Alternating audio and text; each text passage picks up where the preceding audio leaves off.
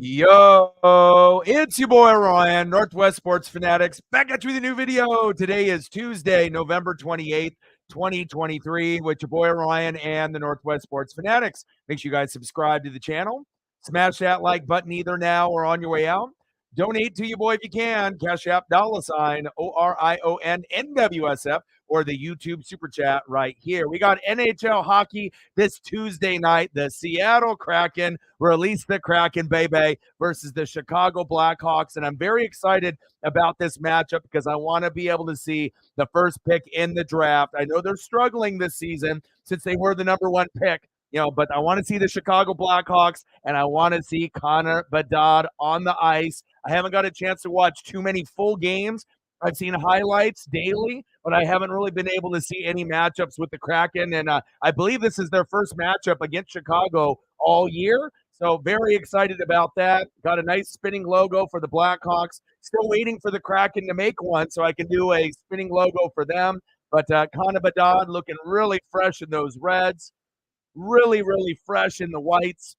And then you already know what it is before he ended up coming to the NHL. I love it, baby. Anytime you can see like a college uniform, high school uniform, an Olympic uniform, depending if they're on the USA team or the Canadian team, the national team. Very, very cool. Connor Bedard, I see you. And then with the thumbnail, I had to hit you. So obviously we got Maddie Benez on the left and number one pick for the Chicago Blackhawks, Connor Bedard. And I haven't gotten this excited about an NHL player in a minute. Probably the last time I felt this way about a number one pick or a highly touted player, it was two guys, and you probably know who I'm going to be saying. It was number one, Sidney Crosby with the Pittsburgh Penguins, and then on the Caps, Alexander Ovechkin. When I knew those guys came in, I knew that they were going to be Hall of Famers more than likely if they didn't have any serious injuries. And, to be able to score 10 goals before you get into 20 games in played total,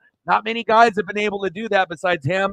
And obviously Alexander Ovechkin, and we already know where Ovechkin is on the all-time scoring leader mark. Wayne Gretzky's at the very, very, very top. And Sidney Crosby and Alexander Ovechkin have been fantastic since they came in. And it's kind of crazy to me to think that how many years have already passed and these guys are already at the end of their careers. But I was lucky enough to be able to kind of watch them from afar and, check out a few games here and there. And then now we're getting into the new wave with Connor Bedard. And obviously Chicago knows they're not going to make the playoffs probably for a couple years. But it definitely does get exciting when you end up drafting a number one pick, kind of like the LeBron James of the NHL at this very moment. And you got something special. So as long as the management and the team builds around him correctly, in a few years, you would assume that they will be able to make the playoffs, but it may take them a couple before they can get there. And then for the Seattle Kraken, it hasn't really been the ideal season after having our inaugural season, right? And then making the playoffs in year two, even beating Colorado Avalanche in Game 7,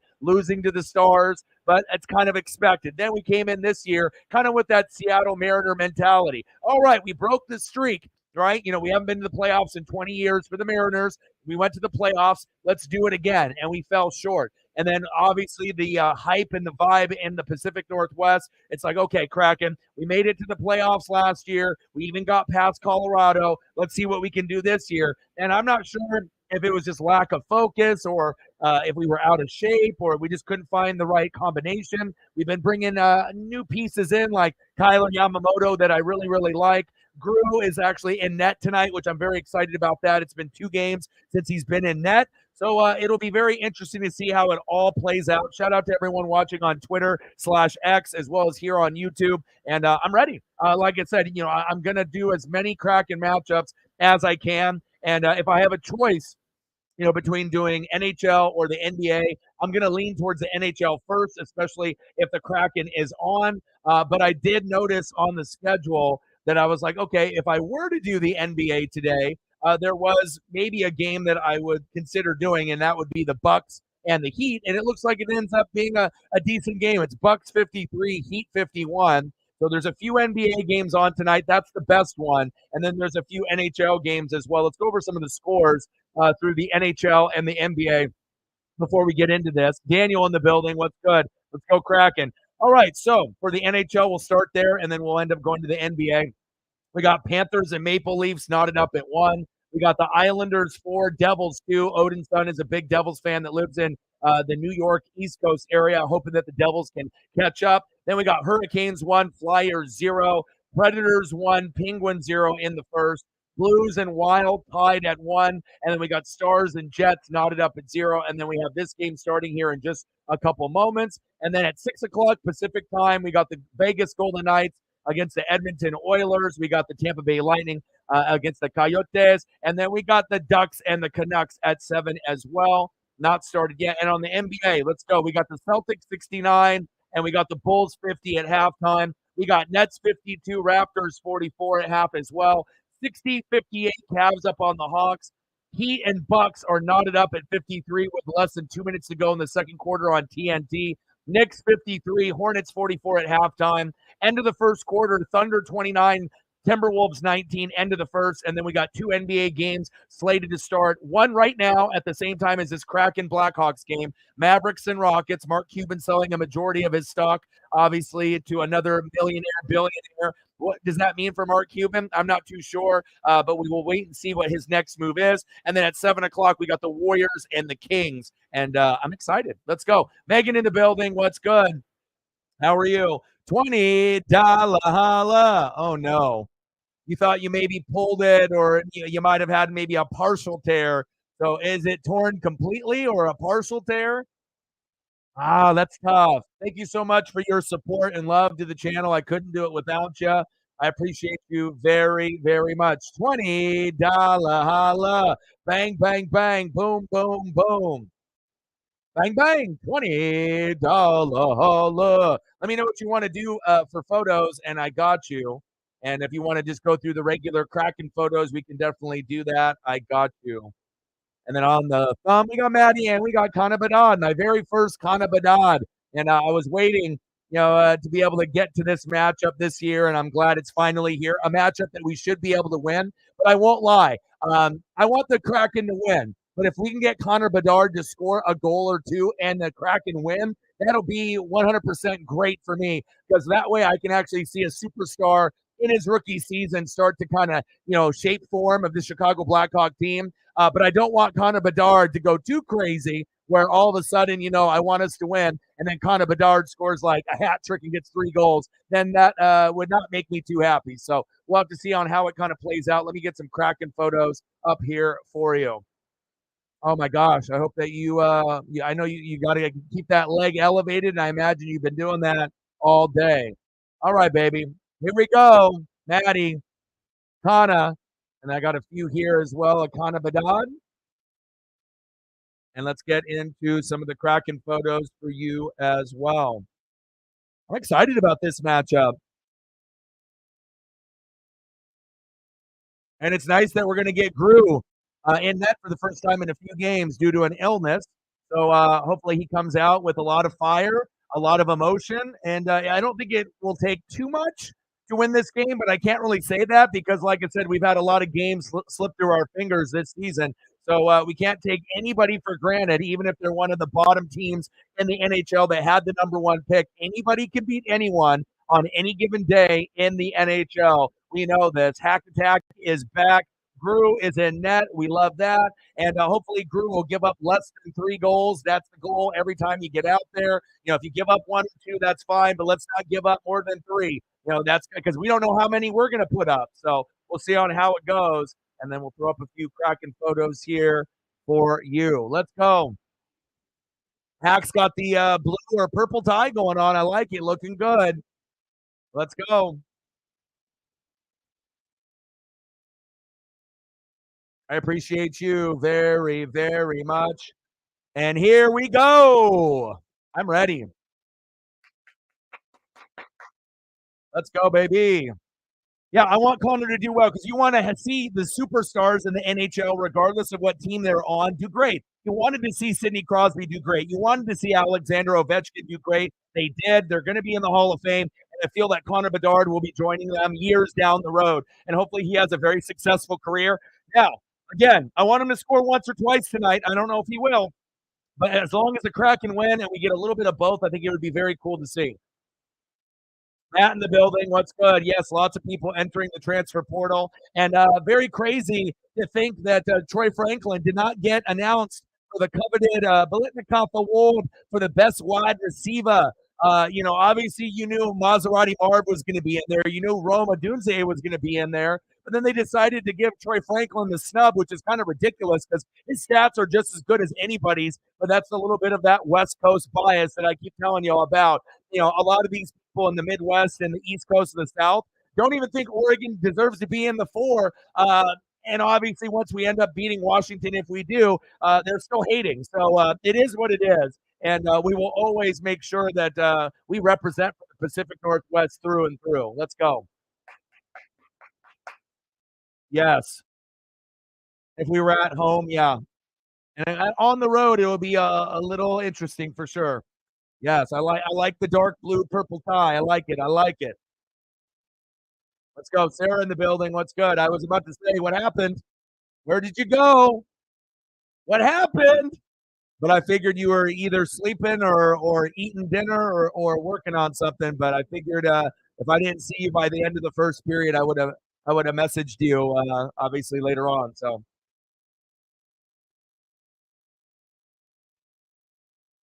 yeah, if you want to take the day off, you can take the day off if you feel that Matt's here. So Matt or Megan, if they're going to be here for the stream, can take over dono duties if you want to take the day off.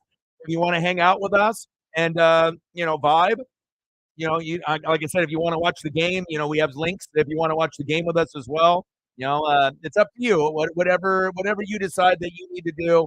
I know you have a family member that's not doing too well, so I'm giving you the option. If you want to take the day off, you can take the day off today and stuff. Like I said, I'm going to need you like 100% of the time, all the times, because you're my lead. But again, if you're not feeling right, I'm not going to make you stay in here if you're not feeling right. And so you let me know, and just let me know when you're going to be dipping out. Just give me a message on the chat or personally through like the DM through like Twitter/X, and then everything is cool. Communication is key. It doesn't matter. It doesn't have to be necessarily like a husband, wife, brother, family relationship. And obviously we're very, very close with the mods, the lead mods, and the people on the channel. So, but I'm sorry to hear that you're going through it, and it's definitely a tough situation anytime you have a family member that is sick or on possibly the brink of maybe passing or not being, in very good condition. So we love you. We appreciate you, all the hard work that you put in here with us. And like I said, you just let me know what we can do for you, and I'll do whatever I can for you. So, all right, baby, we're in the first period, 0-0. Let's go Kraken. Andrew knows what's up. Let's go Kraken, not Kraken, but Krakens. Throw the S on there as well. Let's go. Yeah, so I didn't see anything on the Oregon slate. I've seen a couple posts, but I did not see anything with Oregon like the original post that you sent me this morning, Matt. But it would make sense. He ain't going to go to Washington because that's a conflict of interest. If you're already on the Cougs, you hate the Huskies, you're not going there. But if you end up going to Oregon, or one of these other schools, I mean, like I said, Ohio State, if they were interested, that would make sense. They need a quarterback there, but I would love to be able to have him come to Oregon as a transfer. And regardless if you have to pay him $1 million NIL or any type of thing, or if they just decide to come over just because they want to. But, the Beavers and Cougs will figure out their schedule and what's going to be happening with their potential conference or where they're going to be playing.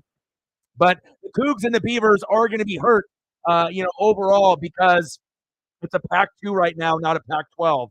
And I did see the statistics on obviously Jonathan Smith, and when he decided to leave, he got his salary doubled to go to Michigan State. So we know Michigan State's kind of bootios. Oregon State was number 3 in the Pac-12 this year, but since they don't have a conference, there's a lot of like up in the air. A lot of people might be transferring out, and just like Colorado, they ended up losing their next 2 quarterbacks after Shedeur Sanders. They both transferred out today and the day before. So a quarterback they could have had for 2024 and a quarterback they could have had for 2025. They said peace out to Dion. So a lot of people are going to transfer and weigh their options, which is kind of tough. But Jonathan Smith is getting almost $8 million and he was getting about 4 million and some change at Oregon State, and then he went to 7 point and some change to go to Michigan State. So that was a big part of it. It's not just, oh no, this is my alma mater and I built them up. Now I'm leaving them to hang to dry. But if you're going to get paid double and you're going from 4 million a year to 8 million, Jesus Christ. I mean, 7 million and some change. Yeah, that would probably make the decision a little bit easier. But I know a lot of Beaver fans are still salty because they thought that was the best coach they've had in quite a while. They had Dennis Erickson. They've had a few good coaches. Riley was pretty good for them as well. And then I think that Dennis Erickson and Mike Riley, this was the best coach they've had since those two. And so it's been a minute. They've been in depression. They've been sad. And I feel for them. I'm a Duck fan, but I'm not a hater or an asshole. So, but I would love to get Campbell, and I guarantee he's going to be one of the highly touted prospects that will possibly transfer. Or maybe he'll stay there. You never know. Let's go, baby.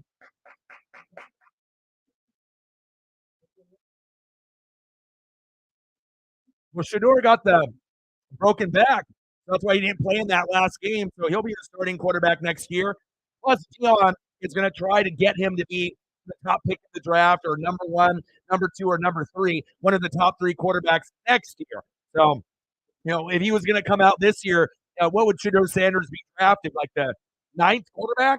So not ideal. Come on, Eberle. Let's go, baby.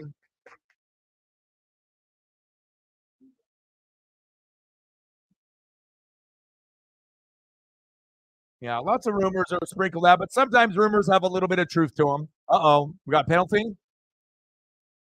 Oh, power play, baby. Bah, bah.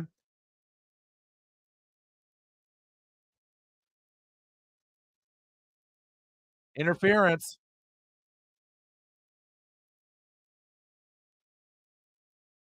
And I appreciate you helping out on the Twitter, Sarah, and anyone else that has Twitter X. If you can help me out with the live stream, since we are live, that'll help push the algorithm. So anything that anybody can do, anything with comments and likes and some, subs and shares, everything matters. Every single stream counts.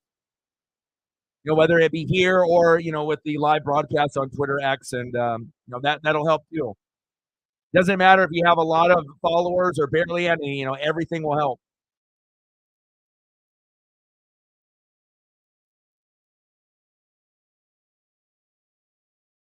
Come on, Kyler. Judah, my boy, how are you? Who are you betting on today, bro? You got bets on the NHL and the NBA. It's a pretty active slate. The only other game that I was planning on possibly doing if the Kraken weren't playing today is going to be the Bucks. The Bucks game, obviously, earlier. I think it's halftime now. Let me check. But what's the score? Bucks and Heat is at halftime, 62-59 Heat over the Bucks. That was the only other one I was possibly thinking of doing. But if the Kraken's on, they take priority. Got the Celtics and the Kraken. Nice. I think that who are the Celtics playing today? I saw it there.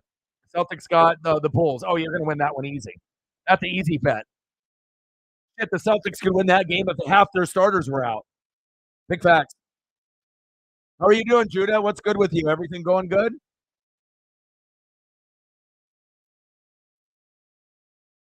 And I finally ended up getting a spinning logo for an NHL team. They don't make them like they do like on the college football, or even college football. They don't really make them that much. It's really like the NFL, and you'll get them sometimes with the NFL, MLB, and the NBA, but they don't really make them with the college and the NHL. And I was so shocked to be able to find the Chicago one. I was like, oh, it's so cool because it just is much better. I mean, I can have a standard logo like this or a standard logo with the S, but having it spin is just so much better. And it's just nice on the eyes as well. And then obviously, it's my very first Connor Bedard game with versus the Kraken. So obviously, I got to put Connor on the thumb with Maddie, and I'm excited. I hope he scores twice, but I hope we win. That's kind of what I'm going for. I hope we win 5-2, and Bedard gets 2 goals and or maybe it's like 5-3, and he gets 2 goals and an assist or something like that. But he is one of the only 2 players, I believe, besides Alexander Ovechkin, to score 10 goals within his first 20 games. And he turns the puck over quite a bit. He's young, you know what I mean? But he is a franchise guy. And it's just the most excitement we've seen on the NHL side from a new player coming in since, Alexander Ovechkin and Sidney Crosby when they both came in the same year. Uh-oh, 2-on-1. Good job, Grew. Good job, Grew. Good save. Is it? How cold is it in New England? I mean, I'm still walking Paisley early in the morning and late at night, and I got to bundle up. I mean, I got like 2 hoodies on. I got like my duck sweats on. I got shorts underneath.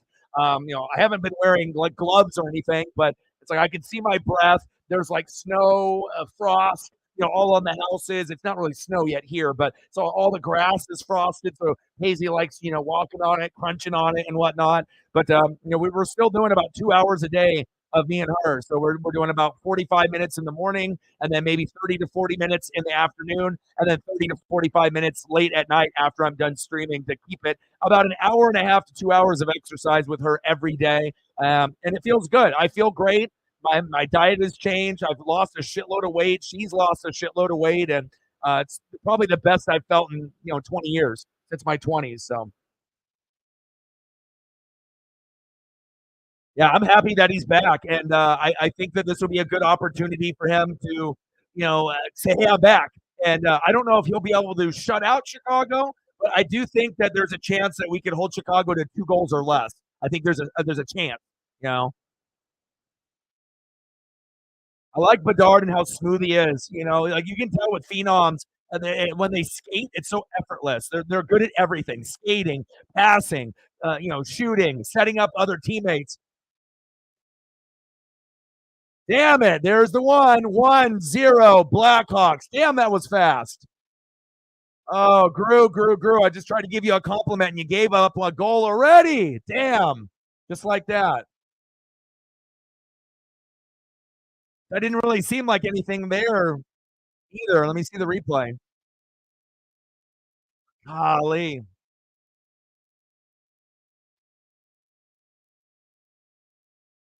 Off the rebound, off his pad. Gosh. Oh, brutal.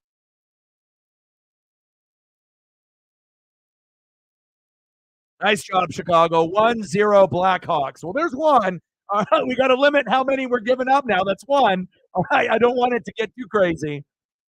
I mean, unless we end up going into some kind of crazy shootout and we win 6-5, then I'm cool with that scenario too. As long as a Kraken win and I can see Bedard do something. But I mean, if his teammates are going to be doing something too, we might have a problem. 1-0 Chicago. Come on, Seattle. Let's go, Kraken.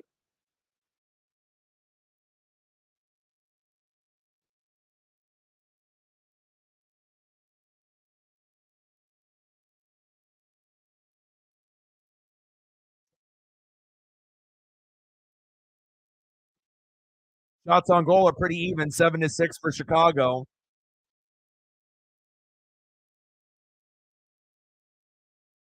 We haven't had a whole lot of opportunities, to be on our side in the crease. I mean, we got to get aggressive. We just can't play down to the competition and be like, "Oh, Chicago sucks. They're one of the bottom 5 teams in the NHL. We're gonna win. They got Bedard and nothing else." I mean, we got that mentality. We're gonna lose. So, wow. And we got to make sure we're cleaning up on those rebounds. You don't want to have it go off someone's skate, stick, or pad, and then they get an easy one on Grew like that first goal.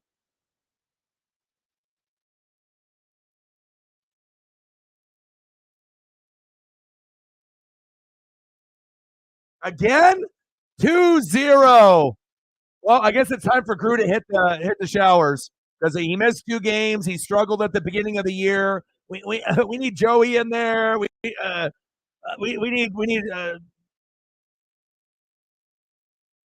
2-0 already. Jeez, wow.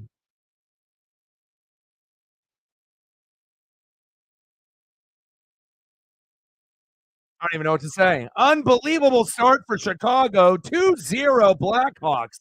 And Bedard hasn't even scored a goal yet. Come on. Oh, yeah, he is shaken because there's no way you give up 2 in the first period. If he was on point, he would have at least had nothing in the first period or one, and then maybe given up more as the game went along because that's typically how Grew goes, unless he's off, and then the goals come very quickly, like that we're seeing right now. I mean, first game back in a few games. Maybe he's still under the weather. Maybe he's still nursing an injury or a combination of the two. But not a good start for Kraken fans here. great start for Chicago. If you're a Chicago fan, you're loving this. But if you're like me and Megan and Judah, and he's got money on Seattle, this is a hole that we're going to have to dig ourselves out of. And this is like it's kind of personifies our whole fucking 2023 season, getting ourselves dug in a hole early and having to try to climb out of the ditch. I still think we can come back and win, but we got to get our first goal so that way we can punch back and stop the bleeding. Because I mean, if they already got two, and we're ain't even talking Connor Bedard, this is making me nervous already. Golly,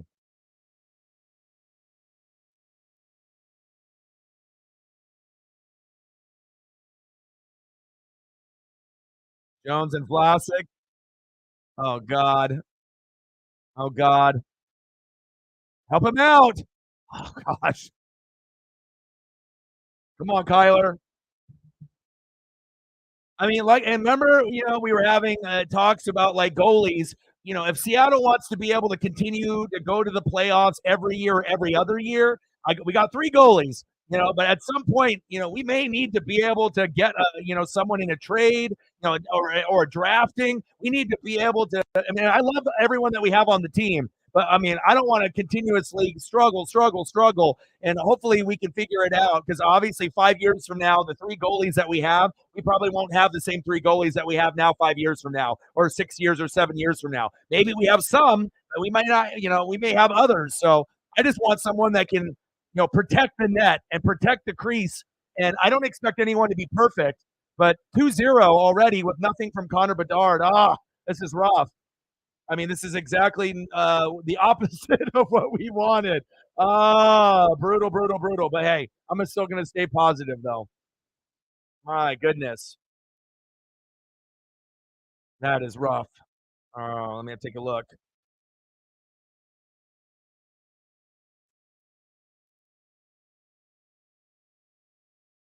So first goal was Kachuk, and then obviously it was assisted by Jones and Vlasic. That was 1-0. And then you had Dickinson go in there with Phillips and Anderson. So Bedard doesn't even have an assist or a goal yet, and we're already down 2-0. What would you think? What would you think, Megan? Pull, pull, pull grew in the by the second period, third period. I guess it just depends on how much we get down by, and if we score anything. Because if we end up getting a goal and it's 2-1, we're fine. We hope. But if it ends up being 3-0, I mean, at some point, I know you want to give confidence to Grew, but I mean,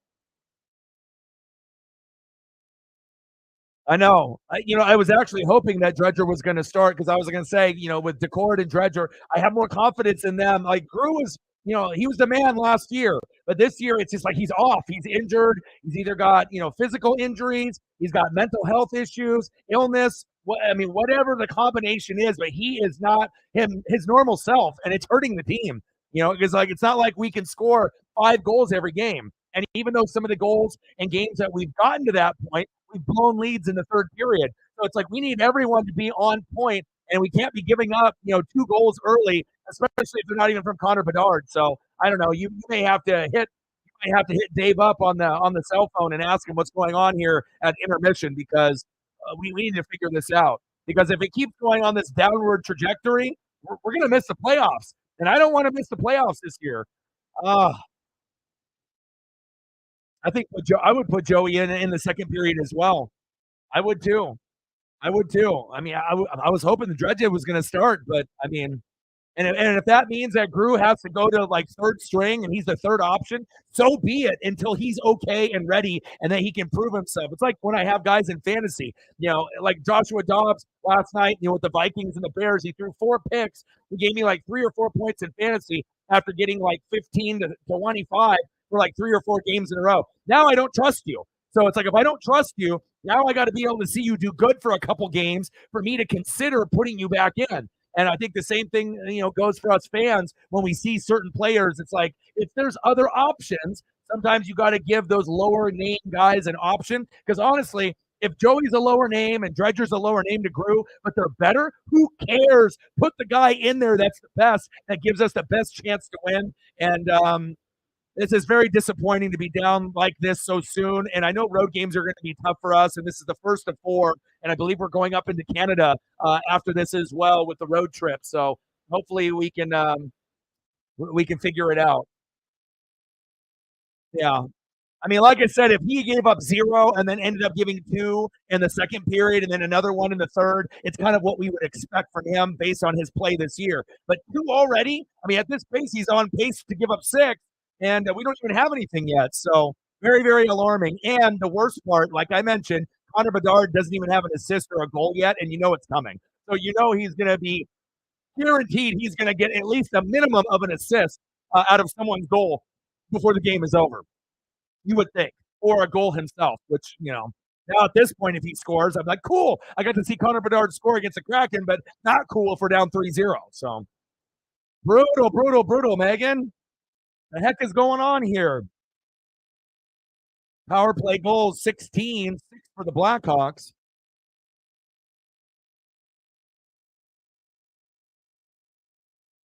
Yes. And how is Chris's what's the progression? I mean, obviously from Coachella and whatnot, but what are they saying that his knee is? Like the insiders, what do they say? Is it really 100% or is he still like at 80 to 90?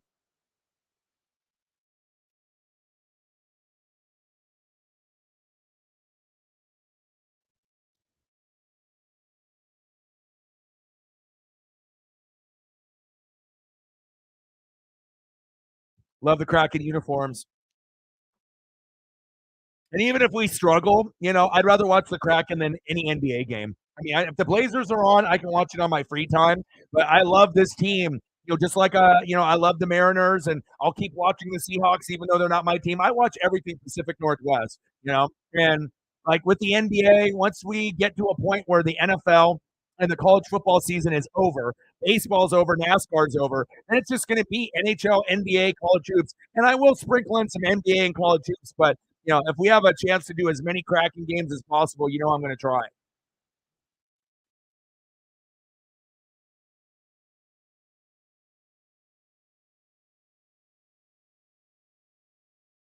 All right, what do we got? We got Grew, we got Schultz, Bjorkstrand, Wenberg, and McCann. His save percentages is not good. They got Johnson, Jones, Bedard, Raquel, and Korchinski. Oh, Kachuk and Dickinson just beating our ass already this quick. Tough, tough, tough, tough, tough. 96. I like how you put the 96. Usually you're not going to hear a 96. Normally you're going to hear a 95 or a 90, So he's very, very close then. An infection. An infection where? To the knee? After he had the surgery? That's not good. And which knee is it? Is it his strong knee or is it his off knee? And is he right-handed or left-handed? I would assume he's right-handed and his strong knee is his right knee. So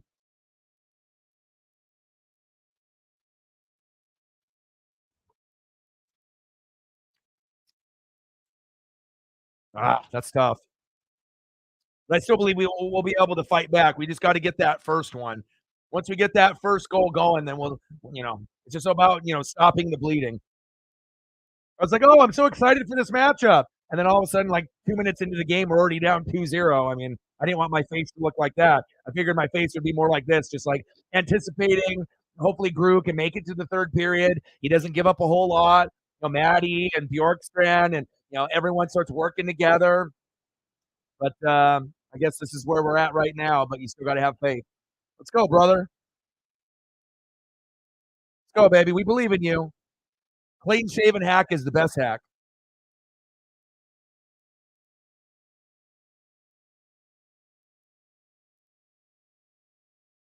That's tough, tough, tough. Got a Kraken family there. All matching Kraken jerseys. I love it.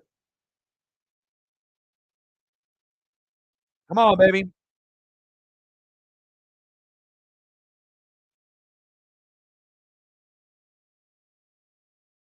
Got to win the face-offs.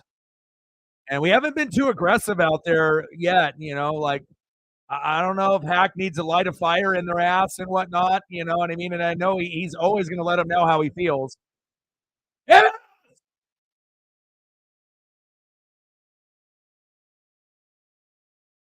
There's Maddie, baby. There we go. There we go. Yes, sir. You talk about it, and then it happens. There we go, Maddie. That's what I'm talking about. Let me see the replay.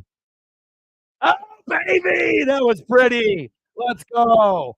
We got to make up for, the goaltending from Gru not being on point. But you know what is on point? Maddie. Oh, baby. It's Maddie. Let's go. 2-1. Blackhawks. There we go. Now I feel much better. I feel much better. There we go. And we got it in the first period. Thank God. Good, good, good, good, good, baby. Yes. 2-1. Nice job, Maddie. Yeah. Let's go.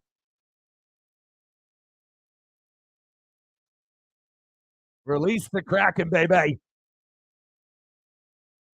All right, 2-1. We got nice quality matchup, even though both of our teams, haven't been, well, we know the Blackhawks are a bottom five team. They got the number one pick in Connor Bedard, but to have 3 goals within, the first period is an entertaining start, much better than it being 0-0. So, oh yeah, Kraken. Oh, he would love that. Get him like a Maddie, like youth jersey or something. Yeah, but the kids be growing so much, huh? Like you get him a jersey, then he'll have a growth spurt and not be able to fit into it, unless you get like one size bigger than what he is, something that he can like be a little bit big, but he'll grow into. But not too big. 2-1 Blackhawks. Let's go.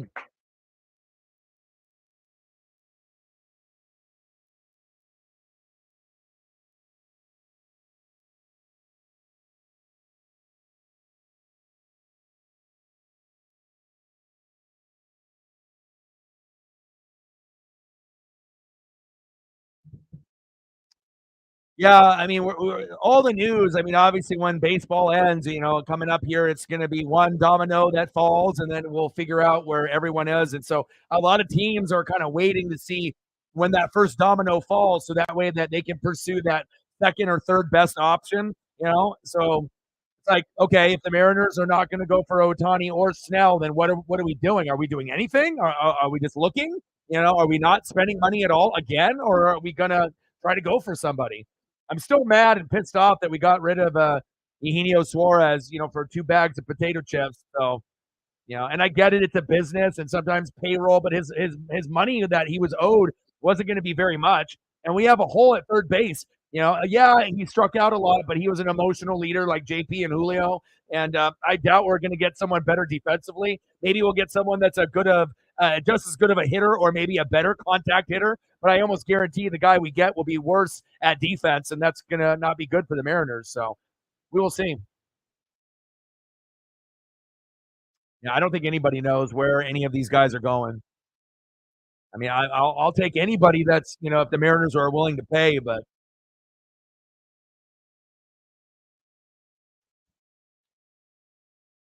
nice job, Maddie. You the man, baby.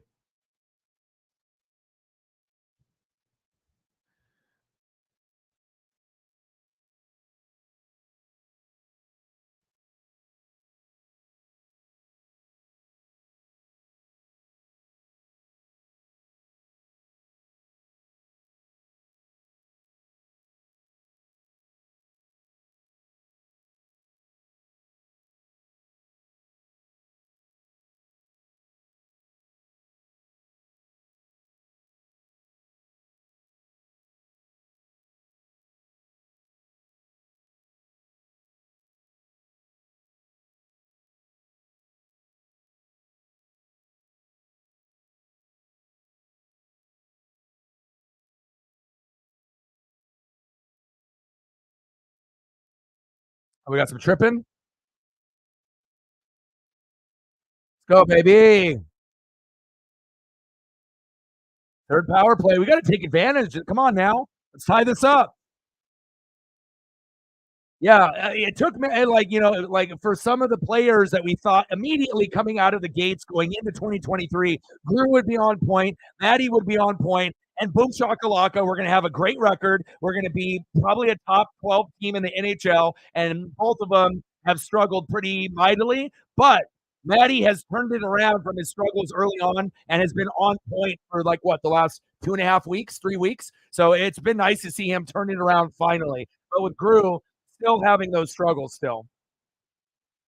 But again, if we can have our other two goalies in there with Joey, and we can figure out what we're going to with Dredja, and we can get Dakota in there, then we'll be fine as long as we have other options and it's not just Grew.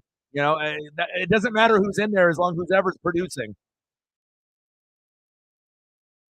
Come on, Bjorkstrand. And Bjorkstrand kind of started a little slow at the season. Like last year, he was always involved and he was, getting goals in the first period. Been kind of quiet, but you start to hear his name a little bit more. And I'm excited to see these kind of lower guys on the roster find a way to get like a cheap goal to kind of get the momentum going to Uncle Mo for our team.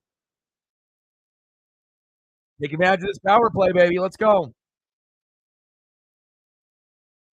They're playing terrible. Are you guys still in first place?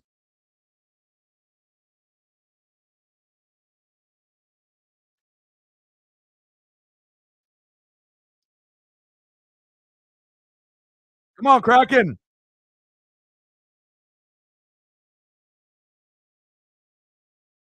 Hooking. Jared McCann for hooking.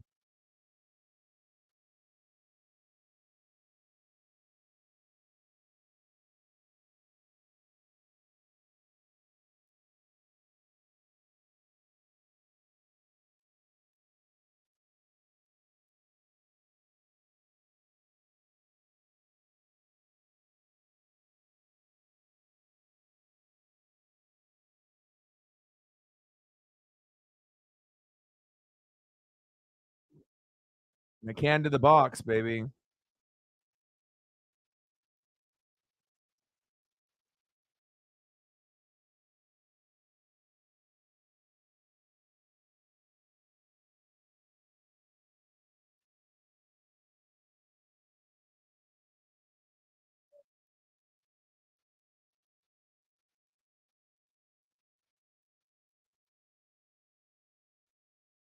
Two one Blackhawks. Less than 2 minutes to go. Let's go, baby.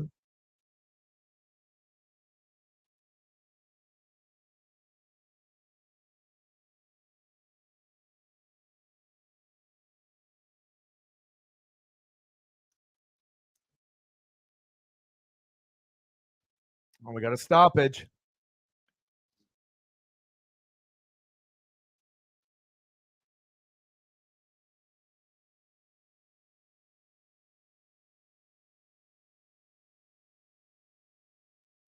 Oh, damn.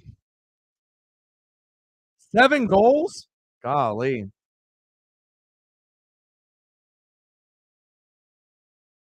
Oh, shit. That's not good. Domestic violence against another man or against a woman?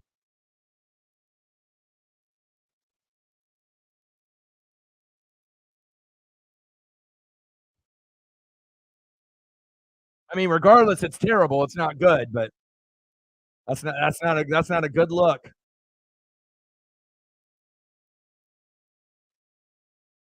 His wife. Oh shit. Not good. So what did they do? Did they cut him? I mean, what did they end up doing with the player? Yeah, I did see that there was a player that got cut today.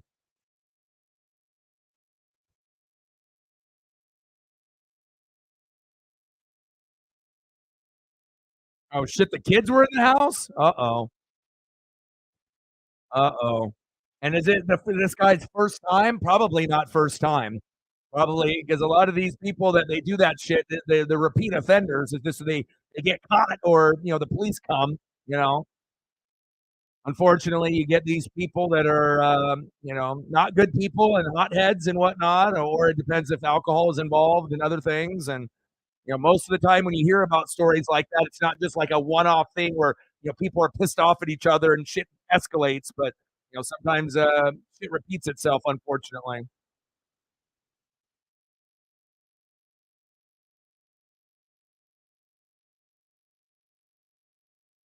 Oh, 2-on-1.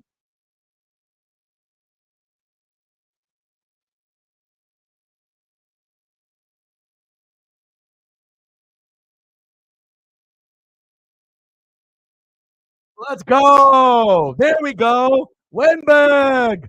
Hell yeah. Let's go. Hey, Groove's struggling. Hey, we got 2 to tie it up. Let's go, baby. Yes.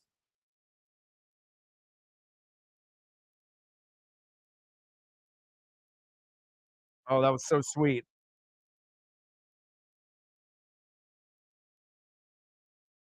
That was huge. Huge, huge, huge, huge. Lewinbag. I mean, it would look so terrible for us to be down 2-0 and then to knot it up 2-2. And Connor Bedard hasn't hurt us just yet, but awesome comeback there. Let's go, Kraken. I knew this game was going to be good. I did not anticipate 2-2 after the first period. But I'll take it.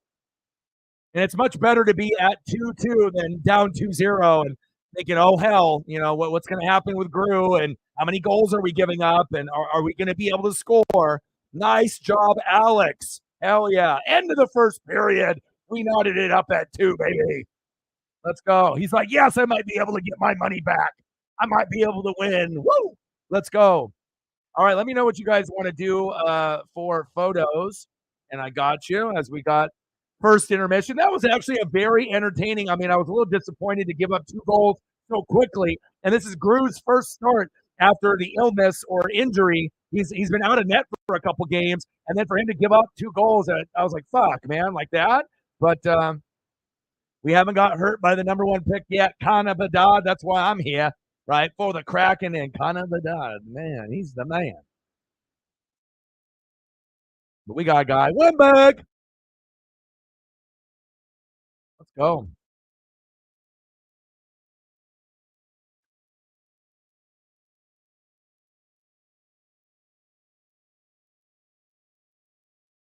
Bro, if you manage your time, everyone, has 24 hours. It just depends on how disciplined you are.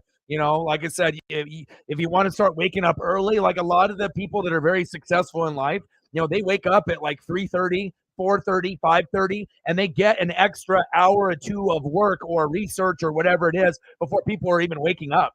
And if you can train your body and your mind to be disciplined, eat better, have a better lifestyle, exercise, and have goals, write shit down, focus, and get shit done and hold yourself accountable. That's the thing. And if you can hold yourself accountable and get things done, like you got to look at like someone like me. I mean, like I feel that I work very, very hard. And I feel I don't really get the recognition yet that I truly deserve, right? But I'm not going to quit. I'm going to keep grinding, and I'm going to keep reading. I'm going to keep doing the film study. I'm going to keep putting in work. And then as long as you keep going and you don't quit, eventually, you're going to have your time. If you have talent and you have the grind and you have the passion, it's a matter of time for things to fall into your favor. If you're a good person, good shit will eventually happen to you, right? So like if you want to be able to, manage your time better, like I said, you just have to be able to change a few things. Like if you would have told me a couple years ago that I would be a dog father, right? And I would be dedicating my whole life to Paisley Pup and this channel the way that I am, and I'd be exercising, 2 hours a day with her, whether it's rain, sun or snow, and change my diet.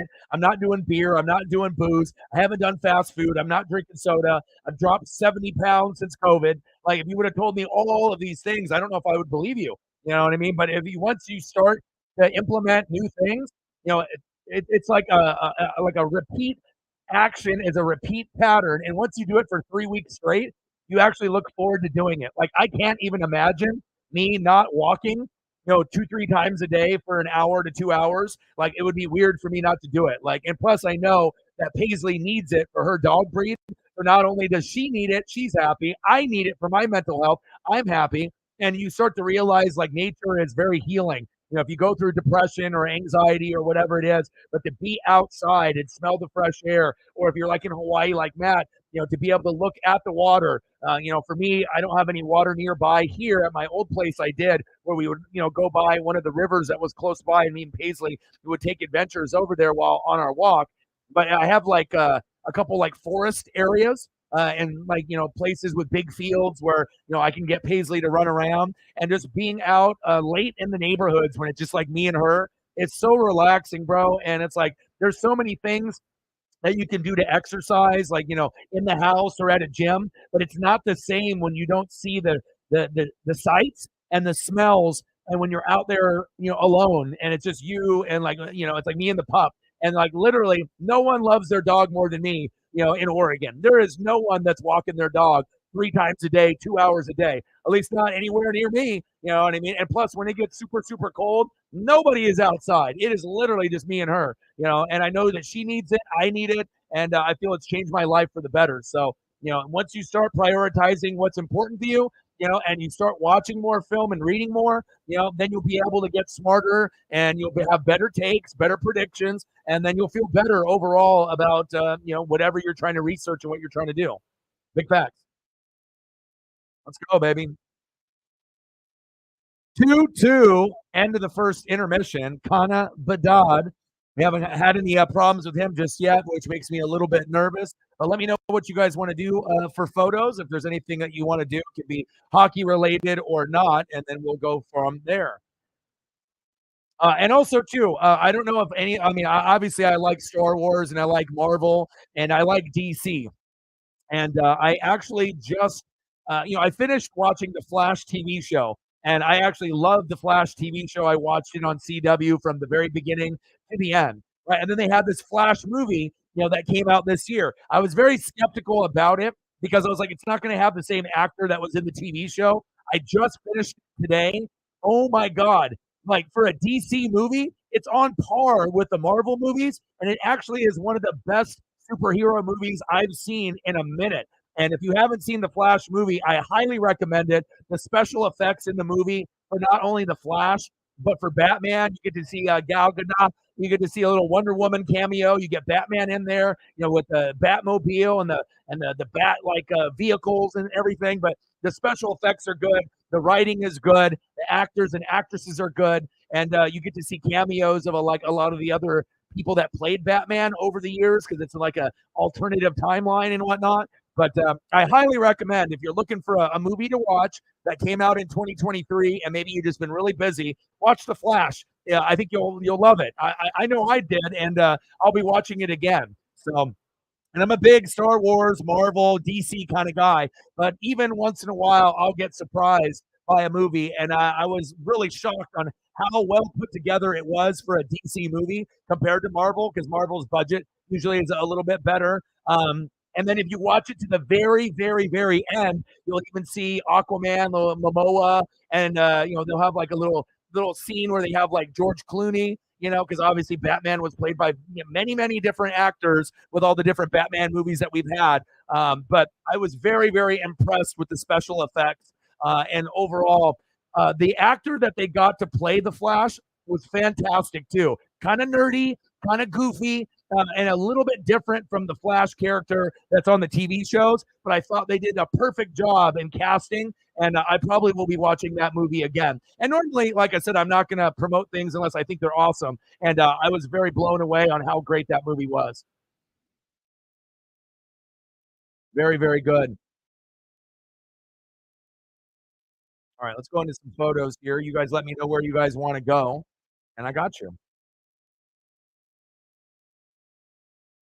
Yeah, there's many people that cameo in there, like because there's an alternative timeline. So you see Keaton in there, and then you see all of them, and then and then you'll start to see like as they're going through it, and then because obviously if you go into an alternative timeline, then obviously things are a little bit changed based on what you see. That, and I don't want to give away the whole movie. You have to watch the movie, but it's very, very good.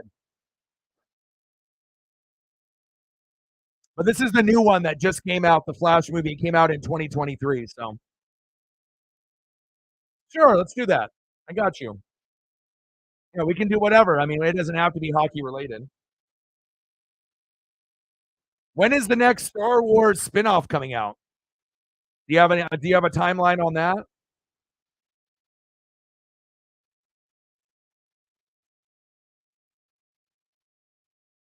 Well, I'm ready for another Mandalorian season. But I'll take any. And then the thing is some of those other ones are good, so they could end up doing another season of some of the others that they have done already. I don't think they really had a bomb on any of them. I think all of them have been pretty sweet. So, and again, if you're a fan of Star Wars, right, you're probably gonna end up watching all of them. You're not gonna just watch one. So,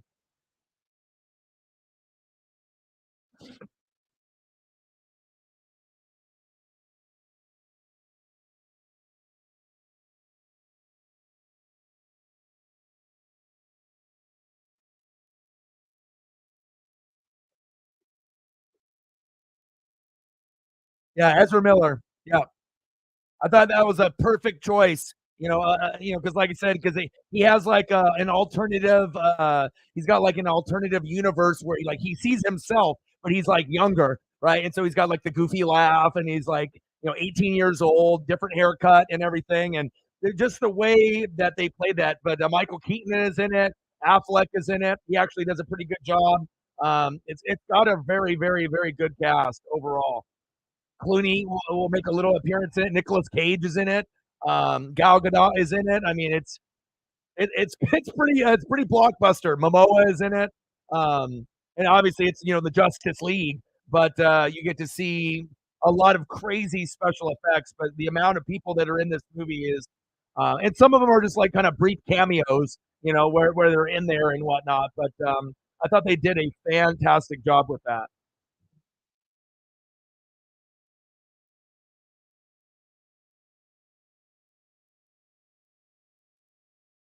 All right, let's see here. And we got a few minutes before we get back into the action. So, anyone that has any recommendations on anything that they want to see doesn't have to be hockey related. Just type them in the chat, or if we have someone that knows, they'll get first priority, and then we'll go from there.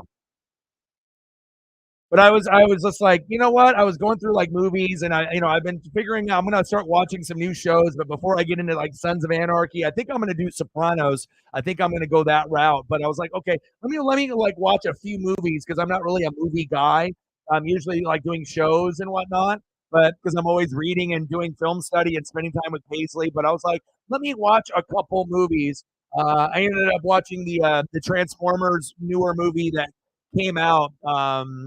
This year, I believe, as well. So I'm just trying to squeeze in as much, DC, Marvel, Transformers, Ninja Turtles, GI Joe, whatever it may be, as much as I can. And yeah, I mean, like I said, sometimes you got to just take a step back and and catch up on some things, when you have a chance. So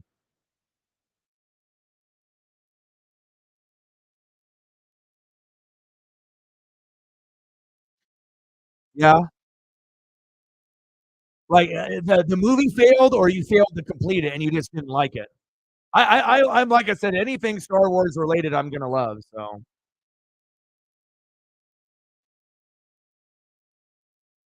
all right, I got you. $2 holla. Bang, bang, bang. Boom, boom, boom. Bang, bang. $2 holla. Appreciate you. And we're knotted up at two at the first intermission. So I always like to keep things interesting. That way that we have something to talk about and go through. Let's see. Hannibal. Okay, let's go that route.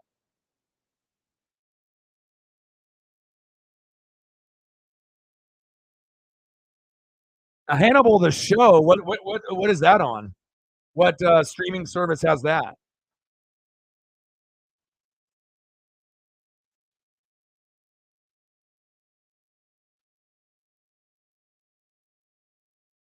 And how is it on a scale of 1 to 10?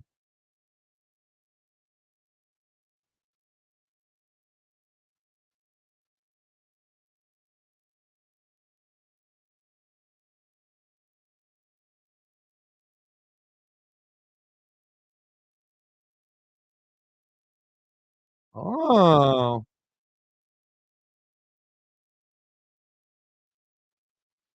is it this one? Did I get the right one? Or did I get the wrong one? Is this the right one?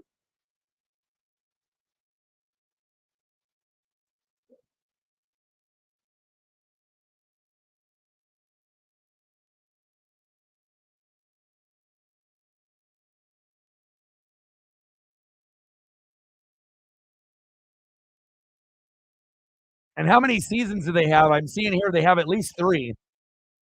Maybe I should dip. Maybe I'll dip into it. I always like to, I don't really have necessarily like a particular genre of like music or TV or movies. I mean, I am a little bit of a, everyone thinks, oh, it's just going to be sports, sports, sports. But after I'm done, doing, like my job and, obviously this passion that I have, I like to kind of get away from sports and, do discovery, history, National Geographic. I like to learn things. I like to be able to watch, people living, kind of self-sufficient lives in Alaska, like Life Below Zero with like Sue. She's like my hero. And I like to be able to, catch up on some movies and shows.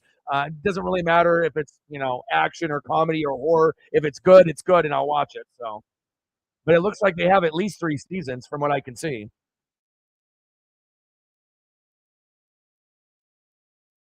3 seasons? Oh, okay. Ah, okay.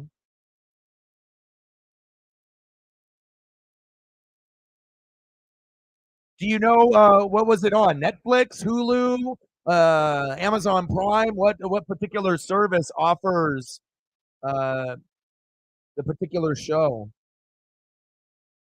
NBC? I believe I saw something NBC. Is that what it was on? Oh, okay, there we go.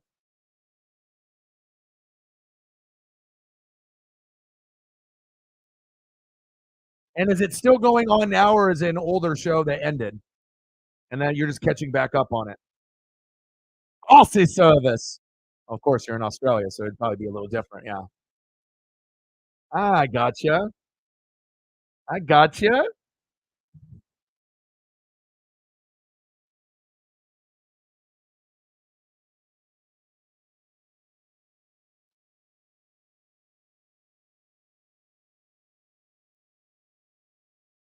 Looks like it's Hannibal coming to Netflix here in the States if it's not already on there.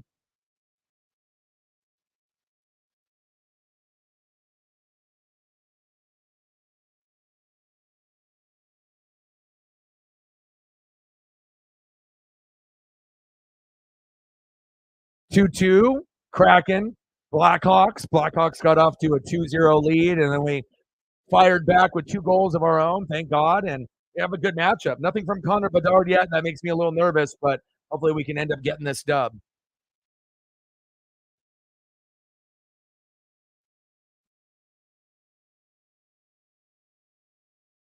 But if you get a chance and you're looking for a movie to watch and you do like, Marvel and DC movies and you just haven't watched a whole lot as of late, it's like a lot of the people in that Marvel and DC universe, it's like, Avengers, and you'll have like, certain movies that were like big a few years ago, and they'll sprinkle out a few here and there. Some are going to be worth watching on the, on the Marvel level, most of them, and on the DC, I feel it's kind of hit or miss. Some are going to be worth watching. Some are probably going to be worth, like, if you skip it, it's not going to hurt you. But I was very, very shocked on how good The Flash was. I was like, wow, I actually will probably watch that movie again. It was very, very good.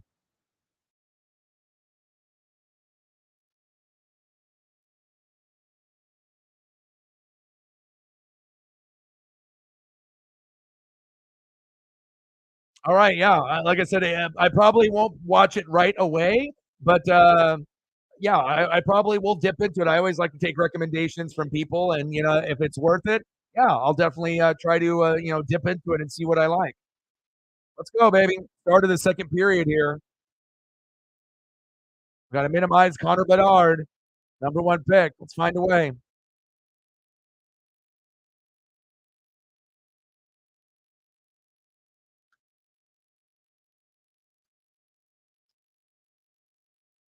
Hopefully, Grew doesn't give up any more goals. But Wenberg, love that.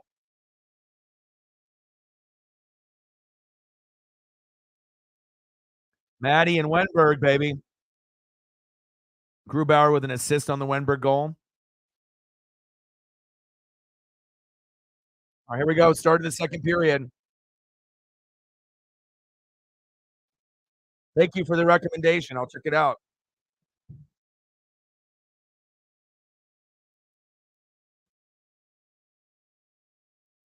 But the special effects are by far like mind blowing. Like, I'm used to like, Marvel movies with the amazing special effects, but the way that they do the special effects for, the Flash character, when he's running and with like the electricity and everything, they make it even look cooler than the TV show. The TV show was awesome, and I watched it from the very beginning to the end, and I love the cast.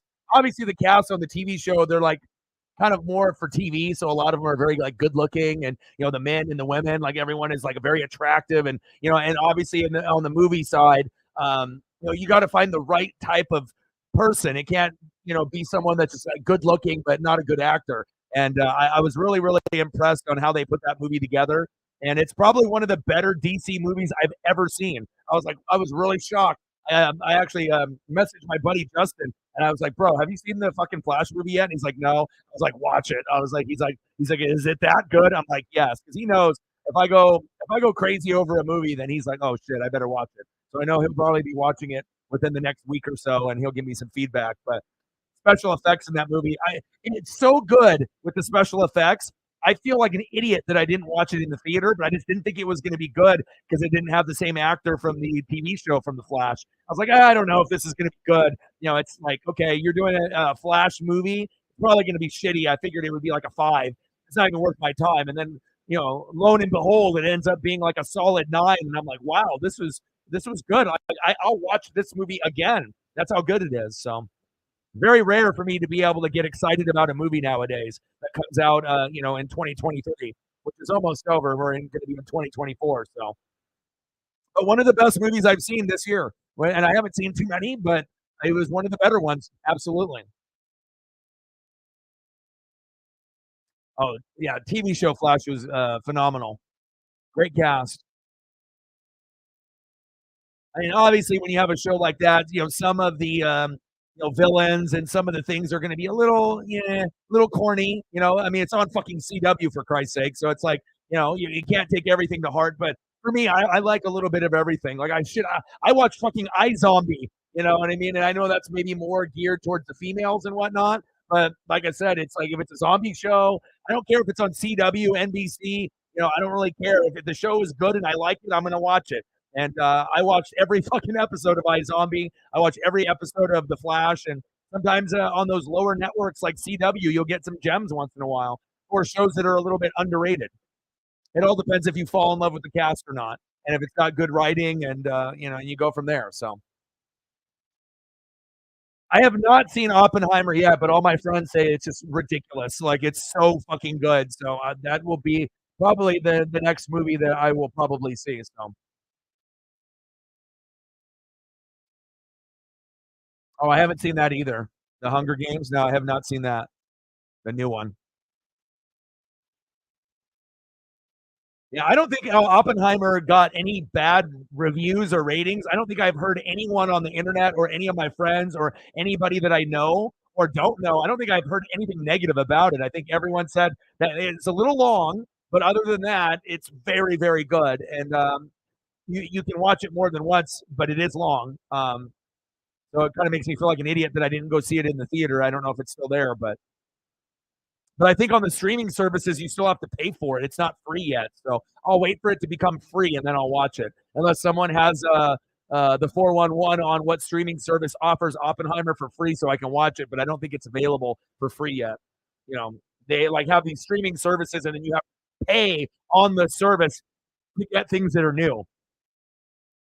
All right, we're still knotted up at 2 shots on goal, 14 for the Kraken, 11 for the Blackhawks. Oh, I got Paramount Plus. Is it free though? I because like with the subscription with Amazon Prime, I have Paramount Plus and like Showtime Plus or whatever that bullshit is. It's like I got like 4 things that are attached, but I'm pretty sure I have to pay like a rental fee to watch it. It's not available to me automatically, even if I paid for the subscription. And plus, I got friends, so they can hook up pretty much anything that I want. It's like, oh, I need Hulu, here it is. I need Netflix, here we go. Like I don't, so it's like I can pay for a couple, and then I can get hooked up with a couple for free if I need them. But I mean, usually the only ones that I find that are really, really good right now are Prime and Hulu. Hulu for the TV shows, Prime more for the other things. Oh, got a little bit of a scrap. Um, and then I think Netflix is kind of overrated unless we get like Stranger Things, and then I'll be losing my mind when that comes out. So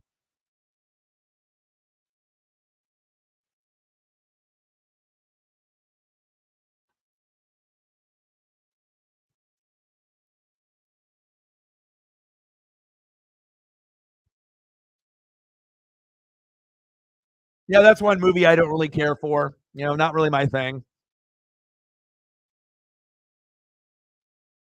I mean, like I said, for me, it's like I need to be able to watch something, that's going to inspire me, make me smarter, have an inspirational story, or if I can see like nature, like if I can see snow or, mountains or lakes or animals and stuff like. But I like a lot of History Channel and Discovery and Nat Geo. Like those are the three channels that I go to once I go to the living room when I'm done streaming and doing the games. Those are the first three networks that I go to. And I try to see like what's on there. If there's anything like History's Greatest Mysteries, and then they got a new one with Dan Aykroyd, I believe, and he's hosting a brand new show on Discovery or History about like unbelievable things that you never thought would be true. And there was like some kind of like military bear that they trained to deliver ammunition on the beaches. Damn it! There's a goal. 3-2 Blackhawks. But then you have a brand new show that's airing on Friday, and I'm definitely going to be watching that. But they got like some kind of grizzly bear that they trained to go back and forth on the beaches to drop off ammunition to the Allies. I was like, wow, really? But I get, and all the stories are broken down with heavy research and film and photographs and video. So I'm very excited about that one. I like stuff like that. What I don't like is fucking goals ripping off on Gru left and right. Top shelf. What can you do?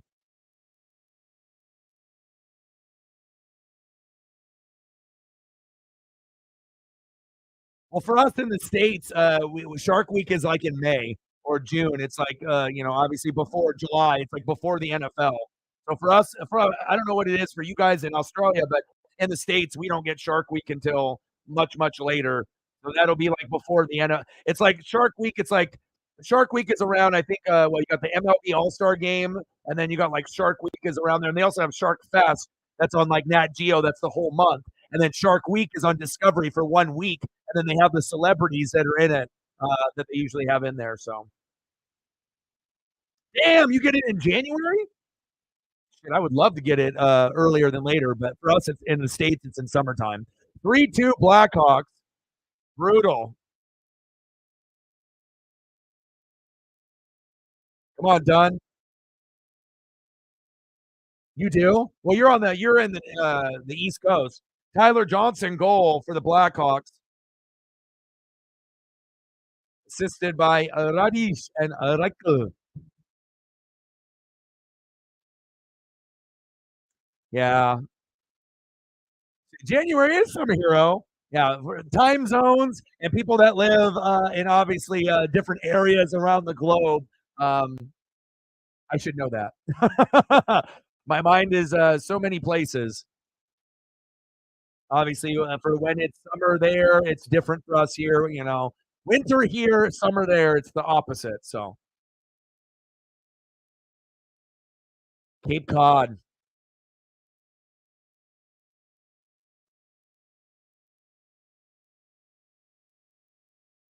We got a face off here.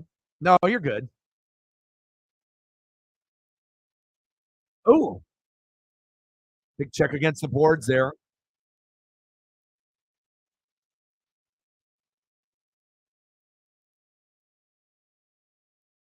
Good defense there by the Blackhawks. Shots on goal, 15 for the Kraken, 12 for the Blackhawks, and they got 3 goals off of that. The percentage is ridiculous. We got to get Gru out of there. If we can keep continuously putting up goals and matching them, then I guess it'll be okay. And then we just got to hope that we win in a 6-5 shootout, which we're kind of pacing that way.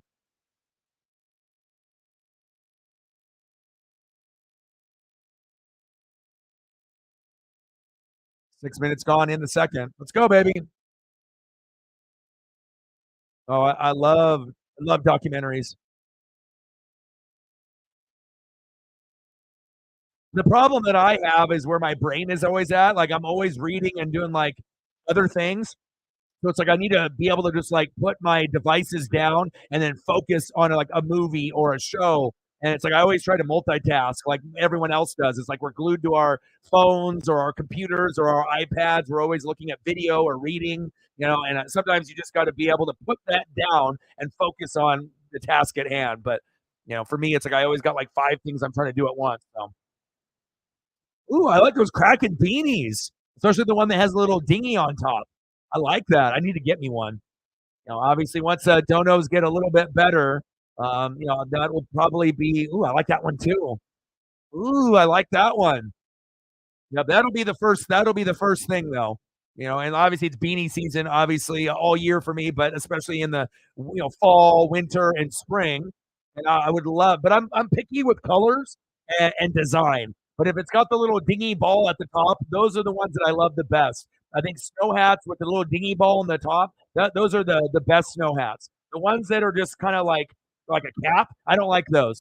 Those ones don't look good to me. Like they're just you know. Some people love those styles, and some of them can look good, but the ball on top is where it's at. Ryan in the building. What's good? Chargers suck. Fire everyone, even the parking lady. LOL, LOL. We already had this conversation before, right? It's more than the coaching. It's the owner, it's the GM, it's the head coach, it's the play callers. It trickles down, and unfortunately, if you're a fan of a team that has struggles, it's going to take a lot to be able to improve. And remember how everyone was like, "Oh, Sean Payton's terrible," and then the Nathaniel Hackett, it's not his problem. And then the Broncos were like very, very bad. Russ was bad, and then now they're on a 5-game win streak. Russ has been good this year, and Sean Payton is turning that team around. So, I think Sean Payton would have been able not only to turn around the Broncos and Russ, but he would have been able to do it for Herbert and the Chargers, as well as Dak and the Cowboys. And that's who you have to look for, is a coach that has that type of pedigree to turn the team around. Or maybe like a Jim Harbaugh. If you got a Harbaugh to come to the Chargers or a Harbaugh to come to the Cowboys, you guys would turn it around. But are those type of guys willing to leave a Michigan to come to a team like that? But I feel your pain, bro. It sucks, to be able to have a team that underachieves all the time. When you got Hall of Fame players with possibly Keenan Allen's Hall of Fame, Herbert could be, Eckler could be, but we need to see a little bit more. And you got a lot of defensive guys, but they all get hurt quite a bit. Bang, bang. $5 holla. Oh, bang, bang, bang. Boom, boom, boom. Bang, bang. Appreciate you. $5 holla. Let me know what you want to do for photos, and I got you. But at least you can celebrate a Celtics win today, right? Against the Bulls. You got that. $5 holla. Let me know what Boston Celtics you want or what Charger players you want. If you want me to put a Chargers parking lady on the screen, I'll do that for you. No guarantees if she gets fired if I put the photo up, but I feel your pain. $20 holla. She said, "Oh, I need you to get the Kraken me. Appreciate you." Bang, bang, bang. Boom, boom, boom. Bang, bang. Bang, bang. And at one point, I hope to get a couple different styles and colors. Hopefully I can get a little collection of the Kraken beanies. Start off with one, and then hopefully, try to get 2, and then go from there. So thank you so much for your generosity. And like I said, I couldn't do the channel without people like you. We've had goats, we've had heavy hitters. Some have come, some have gone. Some will come back, some won't. And I really do appreciate your consistency, and that's what it's about with me. Consistency on the channel means a lot, and I appreciate you. Stacks on stacks, racks on racks, a little cactus jack. Bang, bang, $20 holla for a beanie. I appreciate you. And honestly, it's been the one thing that I've wanted to get, because I got Tampa Bay Buccaneer beanies, I got Ducks beanies, I got Blazer Mitchell and Ness beanies, I got Jordan beanies like the one that I got on now, but I don't, and I don't have a Mariner beanie, because usually I wear Mariner hats and do-rags and bandanas and whatnot. But getting a Mariner beanie and getting a Kraken beanie will probably be next on the beanie list, and then I'll have a beanie factory here in my room, and I'll be wearing a different one. There's a few different hats that I want to be able to get. But again, one thing at a time, and I usually try to get things for Paisley and for you guys first before I buy anything for myself. So thank you so much. We appreciate you. We got a little donut train between the two of y'all, and I appreciate you very much. And it's all about effort. It's like a lot of people can sit there and watch me, but if I'm doing this full time and I'm grinding every day, I'm doing reaction videos, I'm helping people with their mental health, we're vibing, we're having a good time. It's just always nice to be appreciated instead of just grinding, and then just being like fucking, essentially homeless and, barely being able to live and survive. So I appreciate you guys very, very much. Ryan, you're the man. I appreciate you. Hopefully the Chargers will be good one day. And Megan is obviously a OG, triple OG. We love you. We appreciate you. 47 doll hairs, 53 to go. Let's go, baby. Appreciate you. What do we do?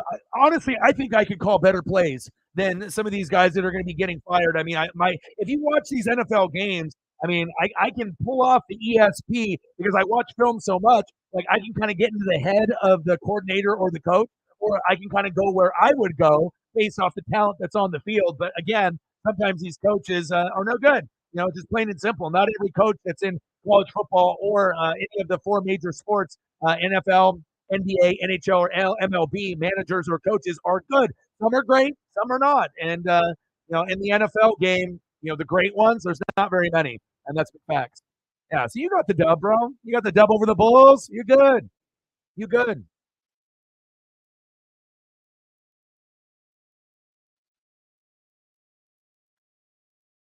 Well, you got to keep Herbert, right? You got to keep Keenan Allen. You got to keep Eckler, right? And then Khalil Mack is old, but he's still productive. He can still get 3 to 5 sacks here and there in a game, which is kind of crazy because he's like old. Derwin James, and you forgot the best one on the team, Asante Samuel Jr. Hello, the guy that actually doesn't get hurt, who's actually kind of like Antoine Winfield Jr. for my team. I like him the best. I'm not going to be like Mr. Popular, like Joey Bosa or Khalil Mack or Derwin James. I go for the guy that's healthy, that is exciting, that actually makes plays, and that's on the field. The most underrated defensive player on the team is Asante Samuel Jr., and he's my favorite. So you got to make sure you're looking at the lower guys too. You know what I mean? And I got Keenan Allen in fantasy, so you already know what I do with that. So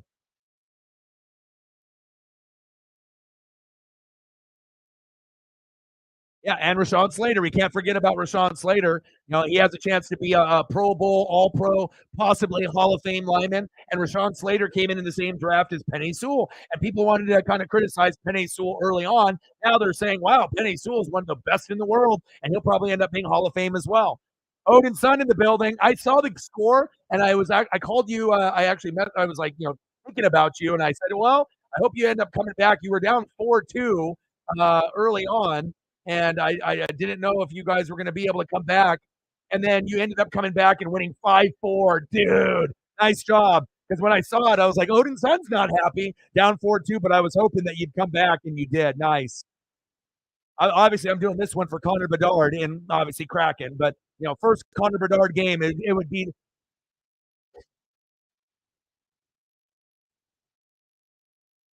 fuck again, dude. Grew got to go.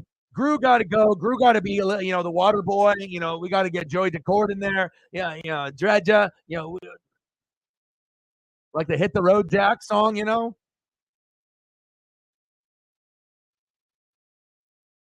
Hit the road, Jack. No, no, no, no, no, no, no, no, no, no, no. Come on, 4-2. Ah, Lee, get Grew out of there. And the sad thing is we don't even have Bedard yet going crazy.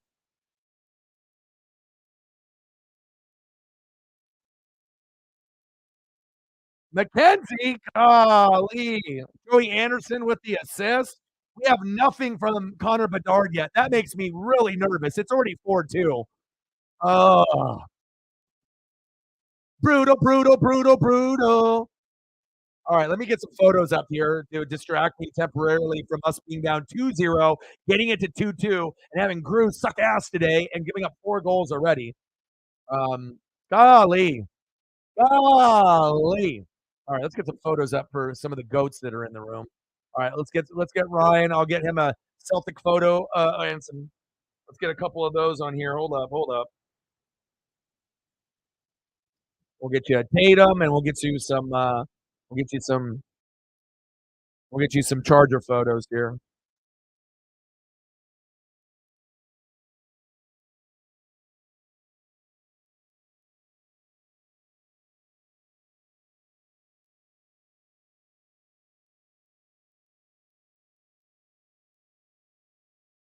And then we'll get Megan some photos, whatever she wants.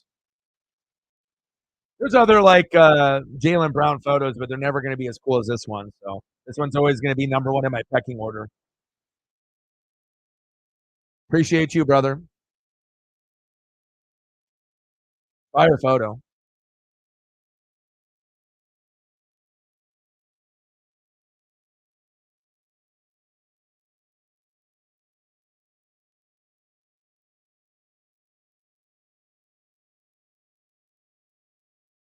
Wasting this man's career. It's like coaching is everything. It shows you it's not about quarterbacks, running backs, wide receivers, tight ends. The Chargers have all that. You know what I mean? But it's all about offensive line, defensive line, right? Defense, coaching, play calling. That's where you get to be able to build a squad. And if you don't have those, you're going to suffer. And unfortunately, Ryan and many, many others, and one of my best friends, Joey, struggles with this every single year. I try to give hope, but I have to keep it real. And I think a lot of people that are Chargers fans, they know. It's not being critical. They know that what is being said is true. It's tough being a fan of this team. They got sweet uniforms though. I'll tell you that. Swag, swag, swag, swag. Appreciate you. 4-2 Blackhawks. We got to get Megan some Kraken photos. What do you want for photos there? And I can throw up something for you, Odin son, too. You let me know. Yeah, Hardman's out for the year. USCP, got you.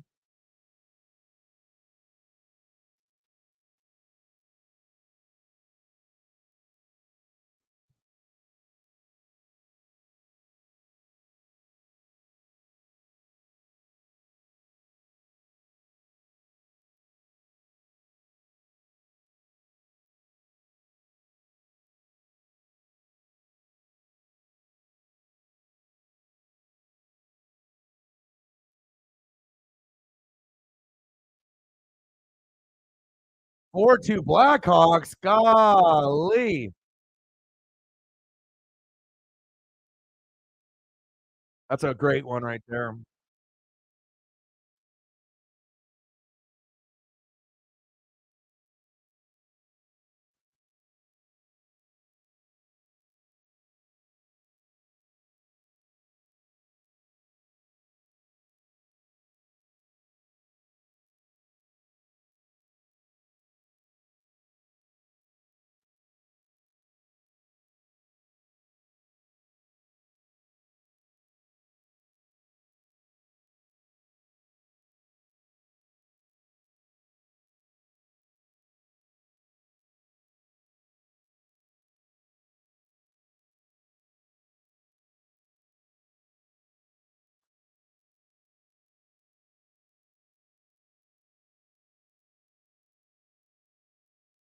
I had this Mark Sanchez one. Let me see if I can find it. Oh, baby. Never shown that one before. That's a brand new one. Appreciate you. Once we get in the commercial break and whatnot, I can throw up a few more. And then if you want other things other than Pete, you let me know. I got you. I got you.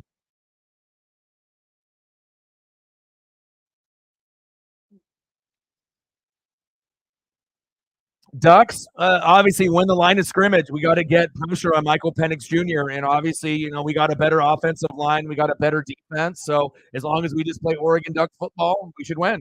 And a lot of people are predicting us big by 10 to 14 or more, which might be a little, overblown. But, you know, I don't care if we win by 1 point. I want a win as a win. But the bigger win that we get if we win is going to look better. And obviously, if we win, we're in the playoff, and then Washington moves out of the playoff. So we'll see how it all plays out. But more than likely, Georgia, Michigan, and then once Washington, if they lose, Oregon will be 3, and then Florida State, if they go undefeated, they'll probably be 4 because they'll be undefeated. Unfortunately, they don't belong, at the number 4 spot. I'd rather have Ohio State or Texas or Bama, but the only way Bama is going to get in there is if Bama wins over Georgia, and maybe they get in with Georgia, Michigan, and Oregon, or they may just put Florida State in there if they're 13-0. But then they're going to get mollywop by Georgia in the first round of the college football playoff by 50. And who the hell wants to watch that? Nobody. Michigan and Oregon would be the best game, and then obviously Oregon, Georgia would be the best, if that happens. So we'll see. Oh, of course, they got Belichick to the Buccaneers as well. They got Belichick to the Bucks, Belichick to the Chargers. Looking where he can maybe make a difference. Grew with the save. I don't even know if that he knows what that is, but he got one. Yeah, me too.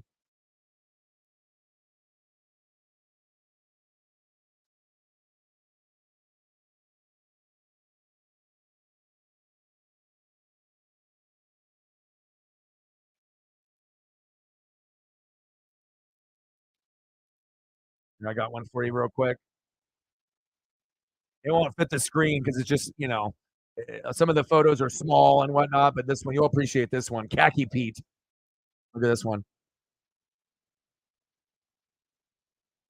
Oh, look how young he is. I mean, he's still got the gray hair, and this is from back in the day, but it's like, even though he's got the, kind of the grayish hair, he's very, very, you can already tell. He's like, oh, I'm game planning to get the dub. I always like looking at the old school stuff.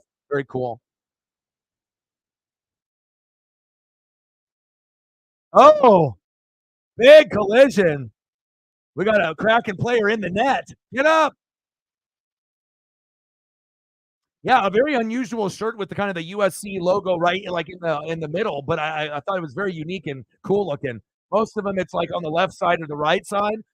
Very unusual, but cool. Like a vintage shirt, vintage polo.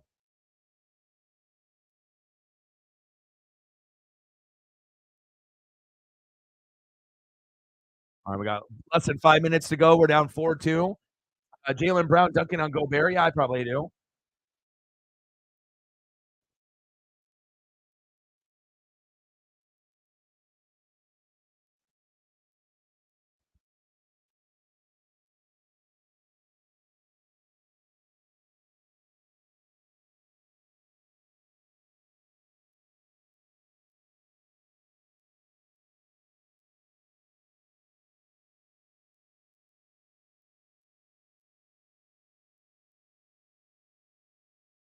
Come on, baby. Come on, Cartier. Come on. Oh,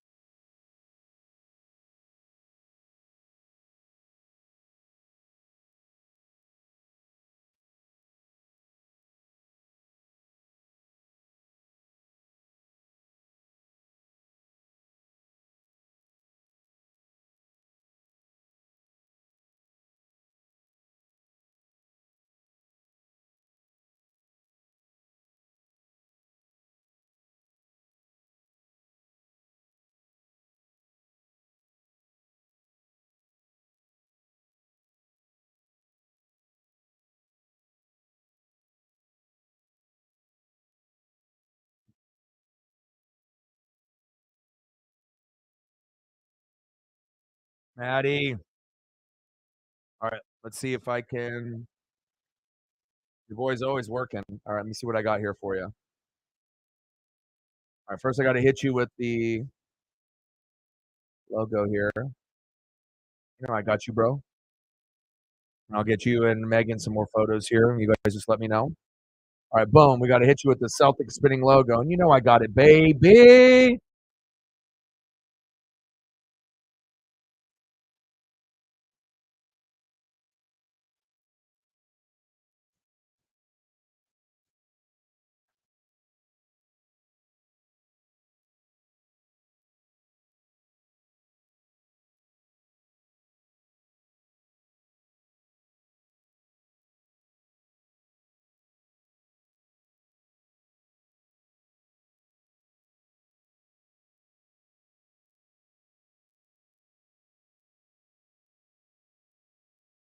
That's the beginning photo. And the end result. Wapa. I say, hello, Gobert. Bye bye. And then we got to refresh the logo. We can't have no white in the back. Boom. I got you, bro. Your boy is a wizard on the internets. You feel me? He's going up on Gobert. Flush in your face. I got you.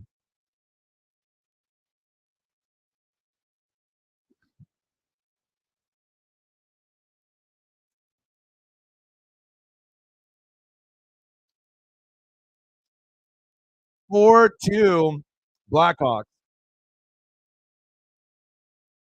And once we get to the end of the second period and we go into the intermission, then I'll do all kinds of photos for y'all. Yammed on them.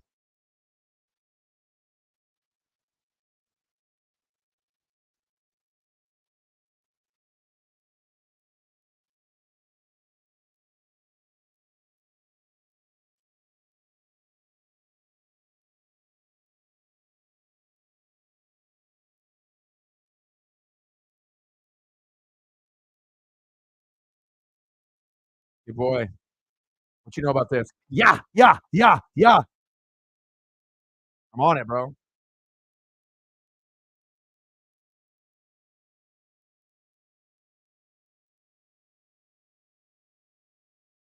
Not very many people are, I think, as fast as me too. You know what I mean? Like to be able to produce your own show on the fly, while doing commentary and vibing and calling a game and going through all those things. You got to multitask like a motherfucker, but you also need to know where to go, what to type in, and where to find shit. So good save, Bedard.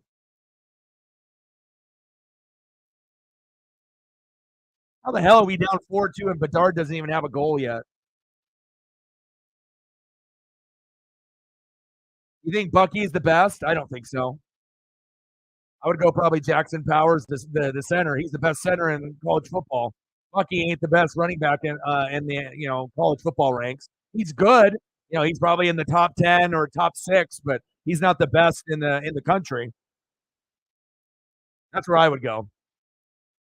I mean, we got some players. Franklin's good. Nix is good. Bucky's good, but I'm going Jackson Powers is the best.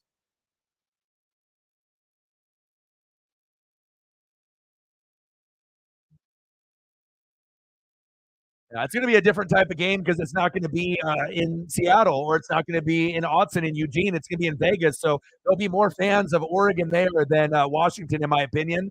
And I feel that our offensive line and defense is better. So we can still take risks like we did and go for it on fourth down, especially if we don't believe that Camden Lewis can make field goals.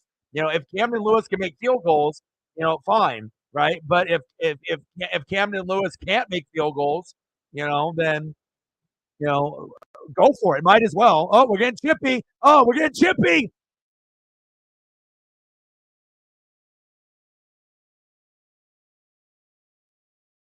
Let's go. Let's get chippy.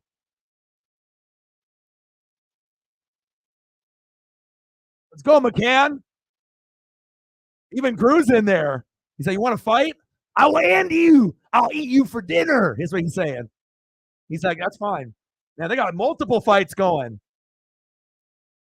Oh, yeah. Poligno. He's like, "Hey, what's up, bro?" He says, "Yo mom, yo mom, yo mother, yo mother, yo mom." Boo! But they're booing us. Yanni's like, "Should I take him out? For what? Dinner? No." Oh, I thought we were going to get like 6 guys scrapping at the same time. Gloves off, baby. Let me see a replay, see what happened here.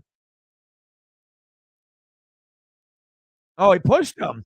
And then we got Cruz like in the net, and then they're all pushing. This is the second time we've had Seattle players. This time we have our own goalie in the net, and they pushed him in there a second time. That was unnecessary. And then we had a player on the other end where a Seattle player was in the net on the Chicago side. And now they're scrapping, scrapping, scrapping. Oh, baby. Oh, man.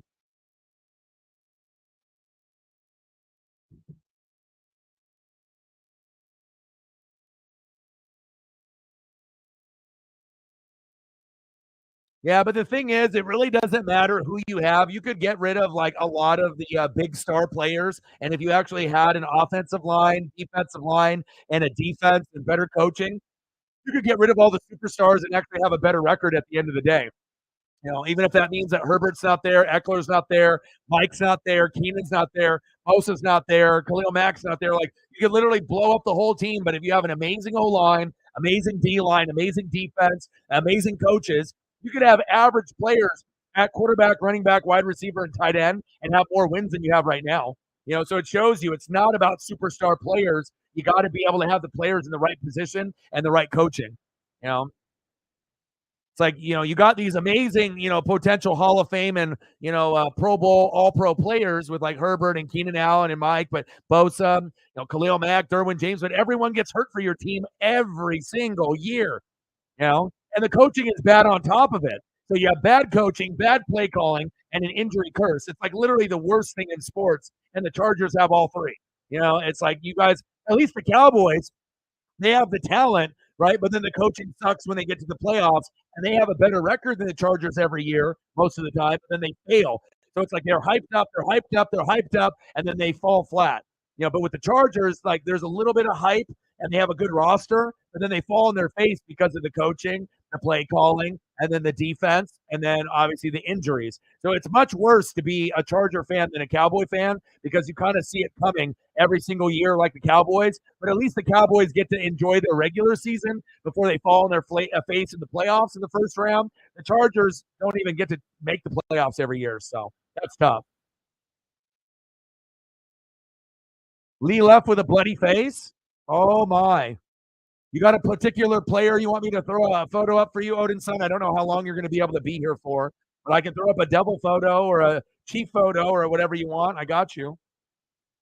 Good Morning Football was amazing this morning with Melissa Etheridge, who's been a Chief fan from way back in the day. She did an original song, commenting a lot of the old school names. She is awesome. She is great for sports, and she's not bandwagon. She was her song was being a Chief fan before the Chiefs were cool. And very, very, very cool original song. And every time she visits the show, she kills it. She always is just amazing. Amazing human being. And obviously, with the Travis Kelce Taylor Swift connection, now her and her kids actually get to watch the Chiefs together because one is a daughter that doesn't care about football but likes Taylor Swift. And the other one, obviously, is like Kelce and Swift, likes both. And now they actually get to watch games with her. And I know that makes her happy. So, oh, she's awesome. She has such a good energy and a good vibe, and you can tell everyone on cast like gave her a standing ovation after. And she's so original and so awesome. Like it's very rare to meet like a superstar musician writer that is humble, that doesn't like boast and be braggy, and also is like very creative with her lyrics. And is just a very cool person, like someone that you would actually want to be friends with and hang around. Yeah, she's very cool. But Good Morning Football is really like the only show that I watch on a regular basis. I don't even watch Pat McAfee anymore because I don't think it's as good as it was. A little bit too many impersonations and a lot of like filler content and bullshit. Like, and they don't swear, obviously because they're on ESPN and whatnot. So it's like, I mean, it's still good. It's like the second best show, but I'll take Good Morning Football over the Pat McAfee show. I never thought I would say that, but that's where we're at now. So. But if Pat would have not sold out to try to help his family and then all his coworkers' families for their futures, getting that extra money with that ESPN deal, I know that's why they did it. If you can take care of your coworkers and friends, and you can take care of their kids, and you can have a lot of money, to set them up for success for down the road. I get it. I understand why he did what he did, but he could have still had that type of fame and that type of exposure by not selling out, because then those companies would have came to him, and then he would have had the final say by having extra exposure of branding on his own show. They would have paid big bucks to be able to just be on his show, instead of having to put his show on ESPN. But I understand why they did it. But the thing is ESPN is not good anymore. Like, how many people actually watch ESPN? Let alone how many people actually watch ESPN to watch his show. Why would you? You would watch YouTube because that's the version that they would swear and it would be better. So unless you're just like an old head, old like grandma, grandpa, or like some little kid that doesn't fucking know better. But if you're a little kid, you know YouTube's better than ESPN. So why would you watch ESPN's version? You wouldn't. So but they did it for money. Everything's for money. Just like CM Punk. He ain't there to make friends. He's there to make money. And that's where a lot of it comes down to. People sell their soul for money, unfortunately.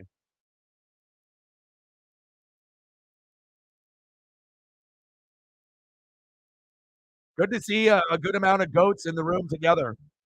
You know, I miss the times, being able to have the mods and the goats. I had to cut down on a lot of the mods. I cut down about 7 or 8, and so I think we have 10 right now. But it's like it's just nice to be able to have like a nice group together, regardless if people donate or not. But obviously, I can't lie and act like I can survive without donos because it's not like I'm getting paid from YouTube from like ad revenue. Because unless you're getting like 100,000 views on each video or more, then you get money. But if you're not getting stuff like that, you're not really getting a whole lot on the ad revenue side. So 99% of my income coming in to survive and live and eat and breathe and to keep doing this for you guys is through donos. So, and when you have certain heavy hitters that are not here anymore, we feel it more here, because like if we lose a heavy hitter, how long is it going to take before we get a new one? I mean, it might take 1,000 subscribers to find another one, maybe more. It's not going to be easy. So, not every person that subs is going to, be the backbone of the channel and support me, and bankroll the channel. So, I appreciate you guys very much. I mean, like I said, 2023 has not been kind to us. 2022 was amazing. 2023 has been a fucking struggle, but I'm still here and I'm still grinding. And I appreciate every single one of y'all. But like, every dollar counts. You got to think it's not like I have 5 sources of income. You know what I mean? Like this is my full time job. It's not just for fun. And everything that I've sacrificed, with the Jordan rookie and everything else, like sometimes I think people don't understand or they don't get it, but I'm going to be here. I'm not going anywhere. And as long as I have enough money to pay for, the internet bill and to be able to keep things moving, I'm going to keep things moving. So I'm going to try to find a double photo here for you.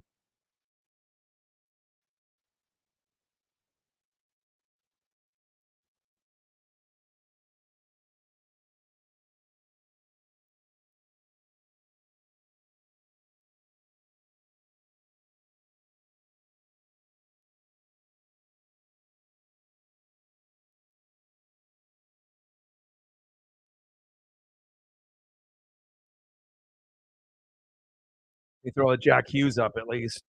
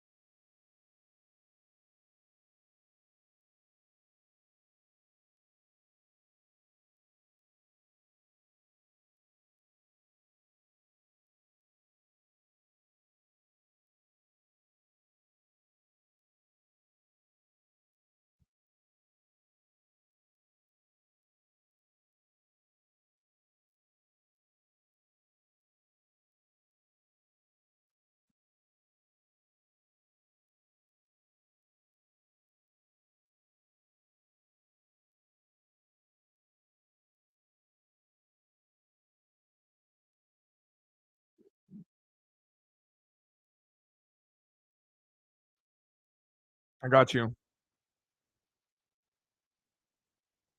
Oh, wow.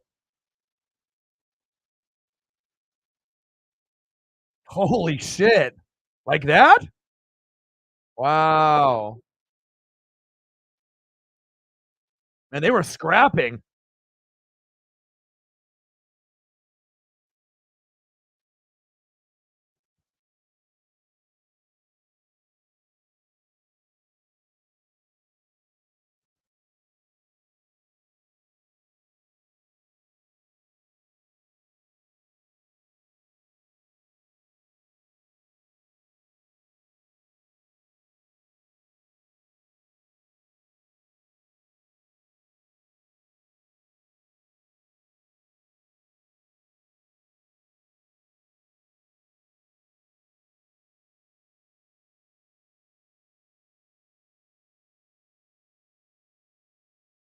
Second intermission, 4-2 Blackhawks.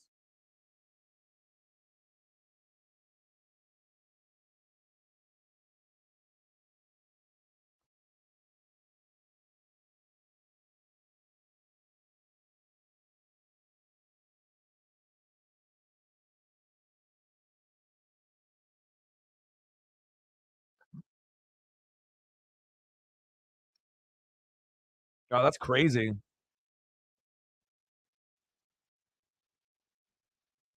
I can't believe you guys came back,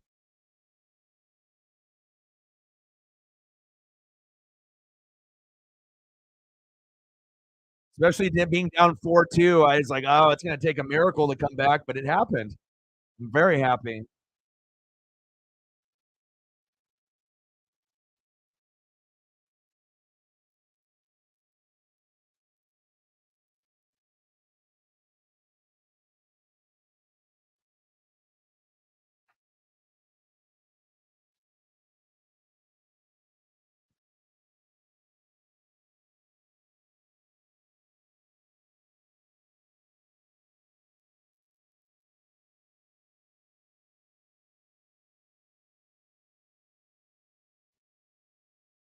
4-2 Blackhawks. Come on now.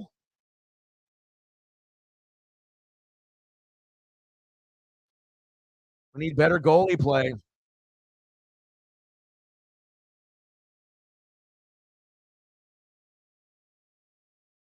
You can't win games when you're giving up 4 goals and you got a period to go. For sure. To score 3 goals and not to give up anything else. That was in the second period, I believe it was 4-2 when I looked at the score. I was at the very beginning of this game when I was just going over the scores and whatnot. So hell of resiliency to come back, man. It's awesome. The Devils logo looking pretty good in the corner.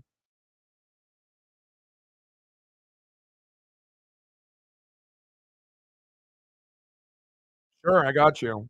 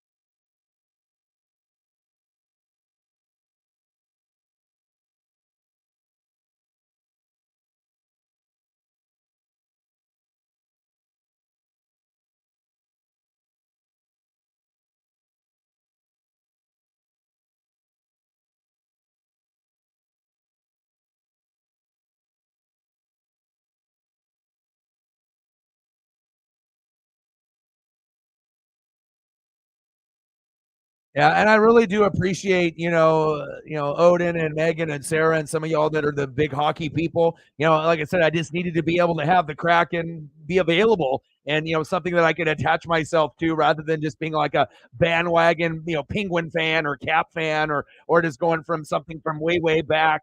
Like I have to have a connection instead of just being fake fan of something, and sometimes it has to be organic. I have to feel that emotion and that connection. And thank God the Kraken are here in the Pacific Northwest for me to be able to attach myself to. So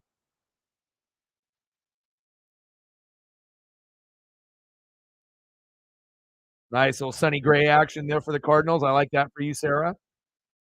I like ye. Me like ye.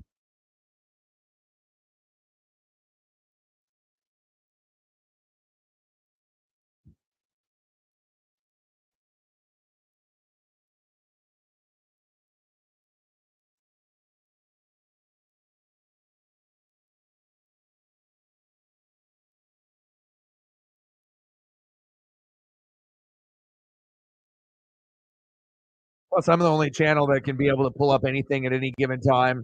You're going to get something that you're not going to get on any other channel. It's always good that I can navigate and give you things.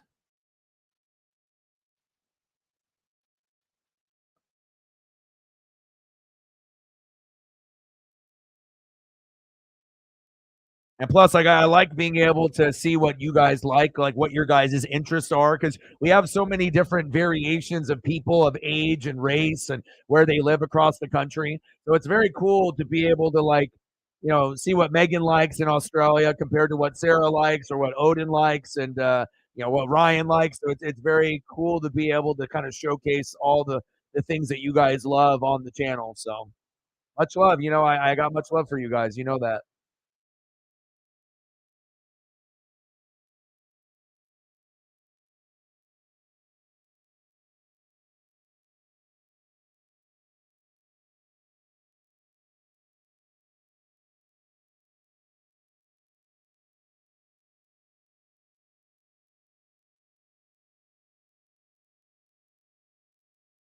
Hopefully, we can make a little bit of a comeback, just like the Devils did. But I mean, if we still have Grew in there, I don't know if we're going to be able to come back. I guess never say never, but 4-2 is going to be a lot to come back from.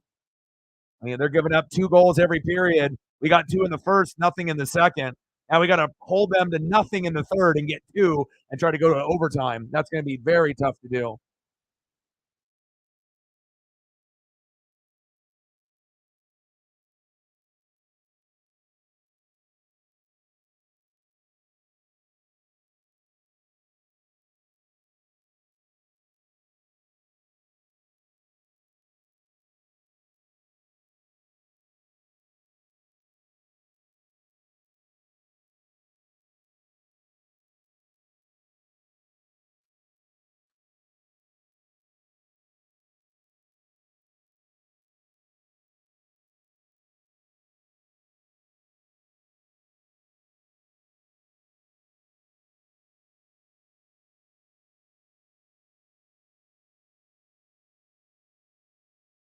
I mean, if you had a better goalie, then we wouldn't have to fucking get 4, 5, 6, 7 goals every game to win. We could actually win with like a 2-1 game or like a 1-0 game or 3-2 game. But it's like every fucking game that we play, it's like you got to get 5, 6, 7 goals or we have no chance. And that's way too much pressure for a team that's been struggling this year. That's a new one.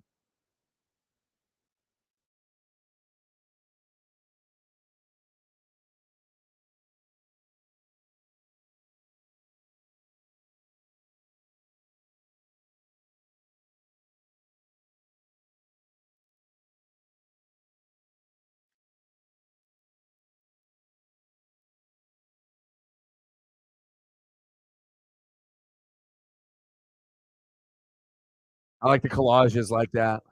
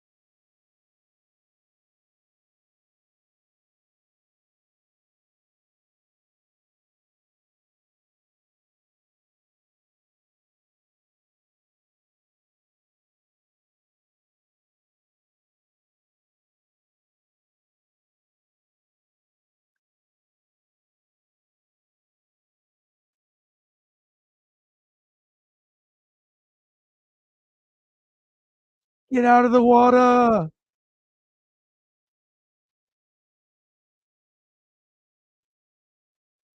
Yeah, I like it when they have things like that. Little tidbits of information that only hardcore fans would know. That's very cool.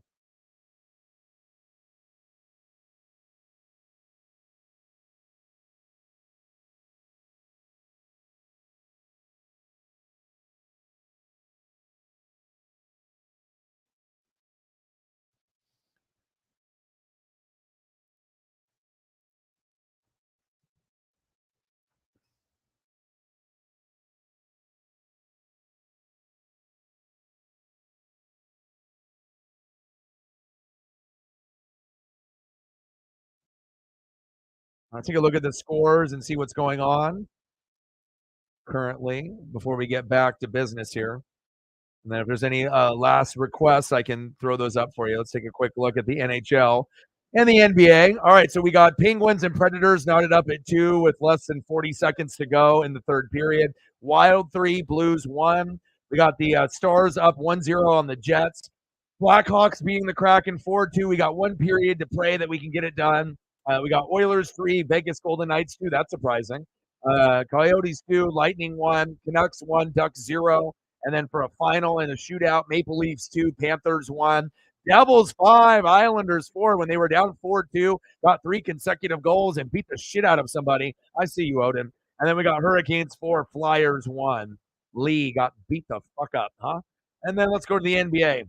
All right, NBA games, final scores. T-Wolves 106, Thunder 103. Josh Giddey, are you a Predator? You might be. Knicks 115, Hornets 91, Bucks 131, Heat 124. Bucks with a nice 7-point victory on the road. Dame Dalla and Giannis, I see you. Cavs 128, Hawks 105 final. Nets 115, Raptors 103. Celtics 124, Bulls 97. And then current games that are on right now, one is on TNT, Warriors 30, Kings 20, up by 10 in the first quarter. And at the end of the third quarter, we got Rockets 88, Mavs 84. And then it looks like the schedule tomorrow, we don't got any Kraken tomorrow. So, I mean, it's just the Canadiens, Blue Jackets, Red Wings, Rangers, or Caps and Kings. I don't think I would really do any of those. And on the NBA side, the Blazers aren't playing. And I don't really think there's anything that great. I mean, what do we got? We got Lakers, Pistons, Wizards, Magic, Suns, Raptors, Jazz, Grizzlies, Sixers, Pelicans, Rockets, Nuggets, Clippers, and Kings. So I don't know. I mean, nothing really too special tomorrow. So maybe I'll just do some videos instead, and we may just take the night off from streaming, and I'll just do videos like reaction videos to some of the NFL games earlier this week. Maybe I'll do that, and then we have Thursday night football, which we will do, and then that will be the Hawks and the Cowboys. Really looking forward to that. And then on Friday we got the Pac-12 championship, baby, Huskies and Ducks, and then plenty of amazing action on Saturday. We got the Bama and Georgia. I'll do that game on Saturday. And then on Sunday, I haven't looked that far ahead, but we'll look at to see what we got on slate. So let me look. All right, so we'll do Oregon and Washington on Friday. And then on Saturday, we'll do Georgia and Bama at 1. And then on Sunday, we will do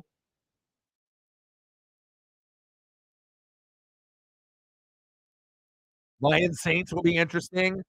We got Niners Eagles at 125 and then Chiefs Packers. So I might do 2 games just because the Niners and Eagles, that's an insane matchup. So we'll do 2 games on Sundays, Niners Eagles, to make up for maybe tomorrow. If we end up not doing a stream, Niners Eagles at 125 and then Chiefs Packers at 520. So and then Bengals Jags on Monday night. But no Joe Burrow, so it's not going to be as good. All right, start of the third period. Come on, Kraken. Let's go, baby. Yeah, happy early birthday, too.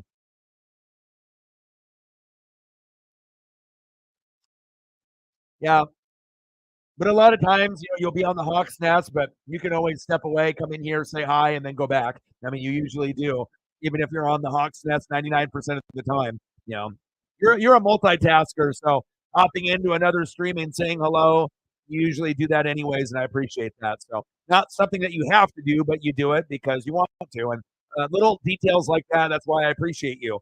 You're a little bit more active on YouTube channels than some of the other people that are on the channel. So I don't expect, me to be everyone's sole favorite. There's millions of channels that are out there, and there's going to be interests that everyone has. But if I've made an impression on your life in a positive way, I know you'll be back. And obviously, the friendships and the relationships that we have on this channel are very special to me. So for the people that are here and then they disappear, that shit hurts. You know what I mean? Especially if I've done things for that person and then they don't come back, or they come back rarely. So I really do appreciate you, and you'll spend the time there, and it'll be a hard win. I don't know if Kenneth Walker III is going to be back. Sounds like he's trending not to be back, but if it's the Cowboys, they're going to be tough. It's not going to be an easy game. It could end up being a loss, but hopefully it ends up being a better matchup than the Niner game. At least you hope that it can be better than that. So, Schwartz is going to the locker room. Fuck. Oh no. All right, Odin, you are for life, and I appreciate that. NWO for life, brother. Oh yeah. And like I said, and you know this too, and this is just the reality, whether they want to blame Myers or they want to blame Gino or they want to blame whoever on the Hawks nest and on the 12s. If you don't have Kenneth Walker III, the chances of winning the game cuts down dramatically. And that's just, and Charbonneau can play well, but Charbonneau is not good enough to be the RB1. He's the RB2. He's a guy that can try to fill in, but he just doesn't give you the same type of impact and productivity as a Kenneth Walker III when healthy. And everyone knows that. So it's going to take a miracle to be able to win against the Cowboys or any good team when you don't have your star running back in the game. You take anyone's star running back out of the game, it makes it very hard to win, and that's for any team in the NFL. So I just hope that you guys can scrape up enough wins, and I think you will. And then the Vikings will be out, and the Cowboys and the Seahawks will be in. And this is going to be a moment where it's going to be, you guys are going to be tested because, like I said, as long as the Vikings are kind of wishy-washy, you guys might lose some games, but I'll still take Seattle over Minnesota. But you just have to hope that Dobbs and Jefferson and that team doesn't turn it around. But one thing that you do have that they don't is that the Vikings offensive line is fucking horrible. So, you might not have Kenneth Walker III. The Vikings don't have a fucking offensive line. So I think that Seattle will still be in the playoffs as a wild card team. Go eat your cereal, baby.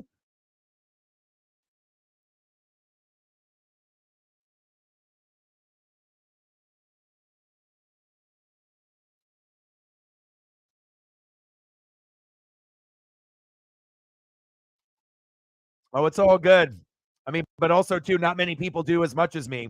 I mean, how many people are doing NFL, all the teams, college football, a good chunk of the teams, NHL, Kraken, NBA, all the teams if need be, right? Wrestling, WWE, AEW, NASCAR, whatever, NBA. Like, I don't think there's really anybody that does as much, as we do here, as far as there's a lot of people that can stream multiple things, but that doesn't mean that they know what they're doing.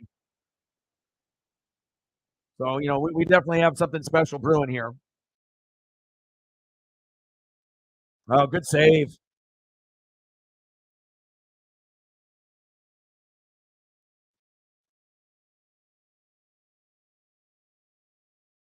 Yeah, and plus, I wouldn't expect to be your number one if I'm not a Seahawk channel. Like, if you got a particular team that does just Seahawks, and that's your favorite team, I would assume that would be, where you would feel the most comfortable. I'll tell you what, even though I might not be purely Seahawks only, you're going to get better vibes overall, 365 days out of the year here than there. Some days are going to be good there, but some days are toxic. It'll never be toxic in this channel ever. And that's one thing that I have that no other channel has. That you'll come here and it will never be toxic. Like I said, if we get bigger and bigger and bigger, and I got to boot out 100 people, then that's so be. So be it. You know what I mean? But other channels are not willing to do that. They want to be able to have as many people, subscribers as possible, good, bad, or ugly. They don't care. But I care. So that's the difference. I care for the mental health of people in this room, and I feel that a lot of other channels they do not. And it's everyone that can do it whatever way they want. They want to grow. You want to have subs. You want to have views. You want to have donos. You want to have money, but at the expense of what? What if you have all these people and then you lose some really good quality people that are supporting you because you have a bunch of fucking toxic people there? I'm not willing to put myself in a position for that, or the people that I care about on the channel to go through that. We'll Hollywood Hogan boot their asses very quick. So If that means it takes me longer to get to a number on a sub count, so be it. At least that we're going to make sure that we have a good room for the rest of my life, and that's always how it'll be. And that's one thing that you'll never have to worry about it ever being. You'll never hear anyone saying, "Oh, I went to the NWSF chat and it was toxic." You'll never hear that. So, big facts. Plus, you're going to need somewhere to go when things get toxic, which is pretty often being a Seahawk fan. So you always have a backup plan to come here.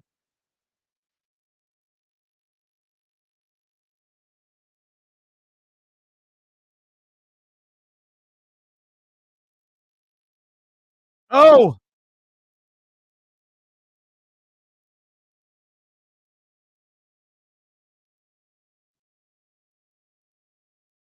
that was a pretty good shot by Tolvanen right there, but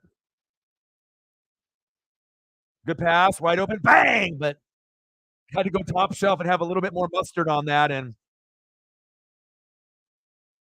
good snag.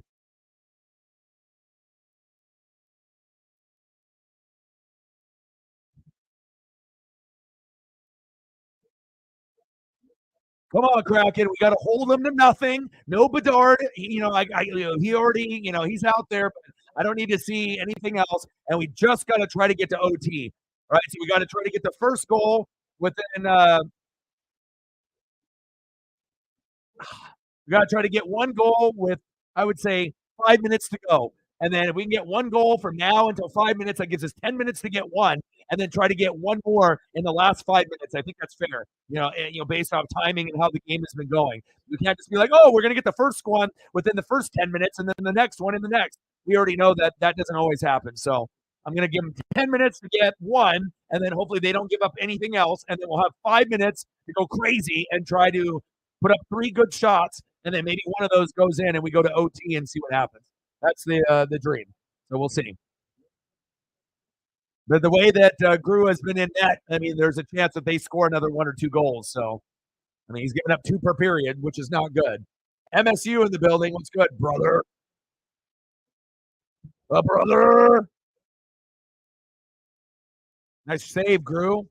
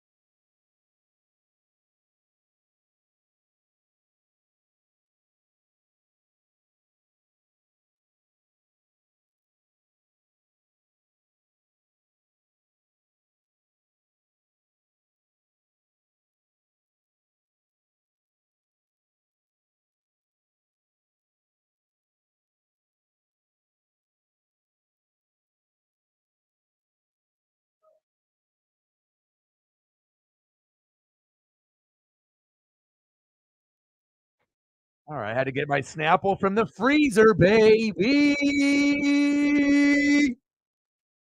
All right, let's get some fucking goals, huh?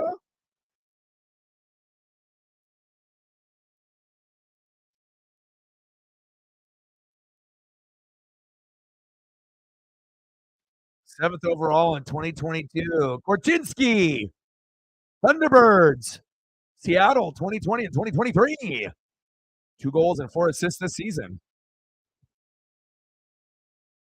I got you. That's why I was thinking that the thing is like if anyone is going through any fucking problems, mental health, whatever it may be, depression, anxiety, whatever it may be, or we have something going on in our lives, I can't think of a better place to be than here. You know what I mean? Because I know things help out when it's like therapy here. It's like we get sports, pop culture, movies, music, whatever it may be, hockey, football, basketball, baseball, whatever, whatever's going on in the news, agency, this and that.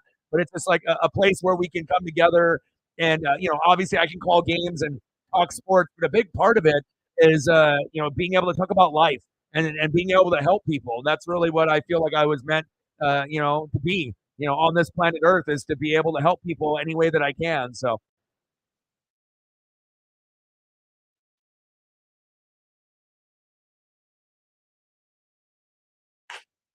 let's go. Tie with a goal. Yeah, baby. Oh, baby. Let's go. Hey, I said let's score within 10 minutes. They said, ooh, okay. Okay, oh, dog. I got you. Let's go. Yes. Oh, yeah. It's my boy. It's my boy. Let's go, Ty. Yes. Yeah, yeah, yeah. Great new line right there. 4-3 now. Let's go. One more, and we can go to OT, and then we can battle it out there. We don't want to get greedy and think we're just going to go off and score like 2, 3, 4 goals this period. Nice job, baby. You the man. 4-3. Let's go. Let's go.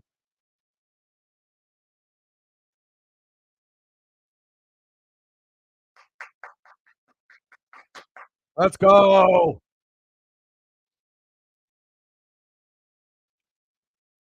Like I said, it's good. It's good to have you know people that you can hang around with and have a good time. You know what I mean? Especially a good positive distraction. Even if it's only for an hour to 3 hours. But sometimes that's all you need. Sometimes, like I'll check up on my friends sometimes, and a lot of times they, maybe they don't check up on me because it's not their role. Like I feel if you have empathy and sympathy and you're that leader, those are the type of people who are going to check up on people. Some people are not in a position or they're not thinking of other people that much because, they're either selfish or they're thinking about other things that are going on in their life and they just can't think about anything else besides what's going on with what's going on at the moment. So, you know,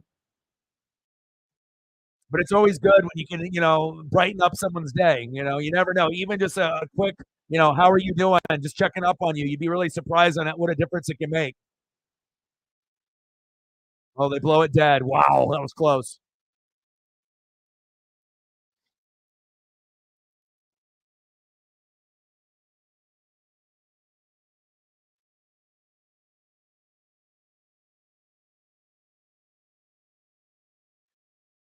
Yeah, hockey needs to expand more, but again, there's not enough people that appreciate it, unfortunately.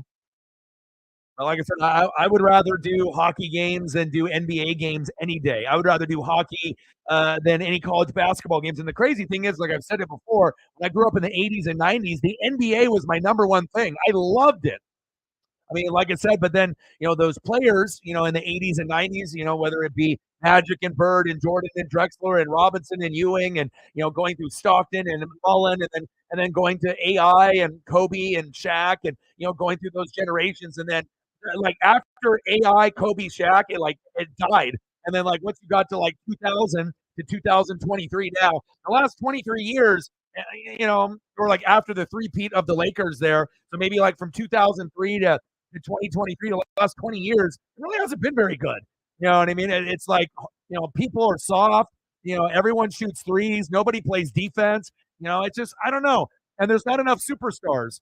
It's not like when I grew up, and it's a shame, but again, it gives me more of an opportunity to do more on the baseball side, more on the NASCAR side, and more on the NHL side, and I enjoy those more. NFL and wrestling are always going to be king for me, but I have a lot of love for hockey and baseball and even NASCAR over NBA. I mean, hell, if I like NASCAR over NBA, NBA must be fucking some dog shit. Like, you know what I'm saying? Like, if I would rather go that route, not saying that NASCAR is terrible because it's not, but you have to have a connection, like a favorite driver, favorite team, just like in anything in sports. If you have a connection and the more you know about something, the more you're going to enjoy it. If you don't know anything about a sport or a team, you're not going to like it because you don't know anything. That's just how it goes.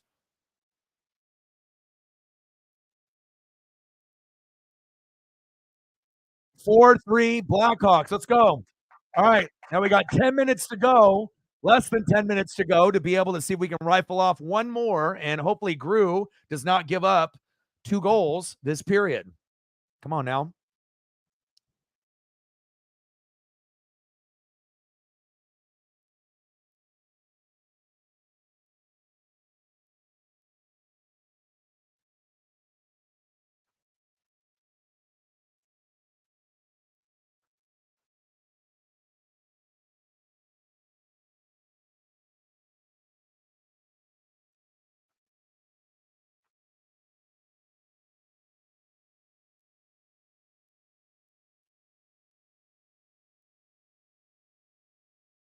Oh, did that come up on your like on one of your socials?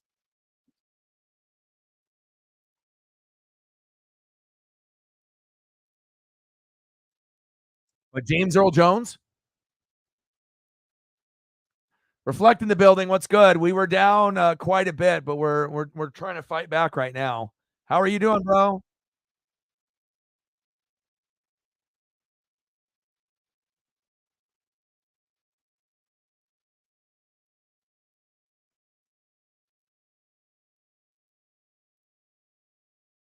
So it started off, kind of bad, and then like what 2-0, and then we ended up getting it to 2-1, and then 2-2, and then they scored 2 goals in the second period. Then we got down 4-2. We got a goal finally here in the third period, and now we're down by 1, and then we just have to pray that we can find a way to get one more.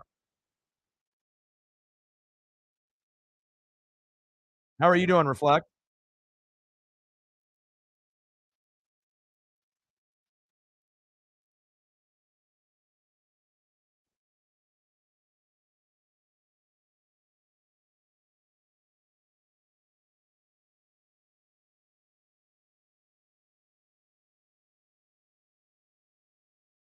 Come on, baby, 4-3. Connor Bedard hasn't really hurt us yet, but that's really what makes me nervous because if he doesn't have any assists or goals just yet, you never know. When the first pick in the draft is going to have a Sidney Crosby, Alexander Ovechkin moment, and he's one of the only players of 2 ever to get 10 goals, within the first 20 games, and the only other person to do that was Alexander Ovechkin. So we're dealing with some greatness, even though he's young. Less than 10 minutes to go. How are you, Reflect? What's good, man? Are you getting excited for Friday for the Huskies and the Ducks?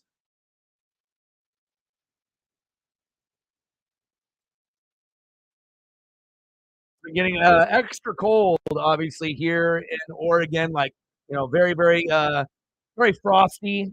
Very, very chilly and whatnot. But I'm still always trying to be able to, get out there and get things done.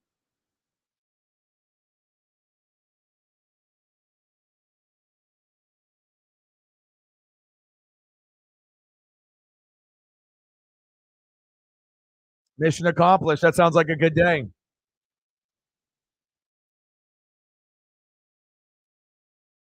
You guys could still win. Just because the media is hyping up that the Huskies are going to lose by 9.5 or more doesn't mean that they will.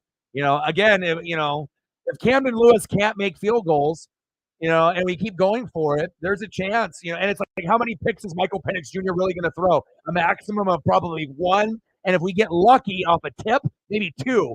And then what are we actually going to score off of that? I mean, we might have one of the best offensive lines in the country, but I don't know. We'll see where it goes.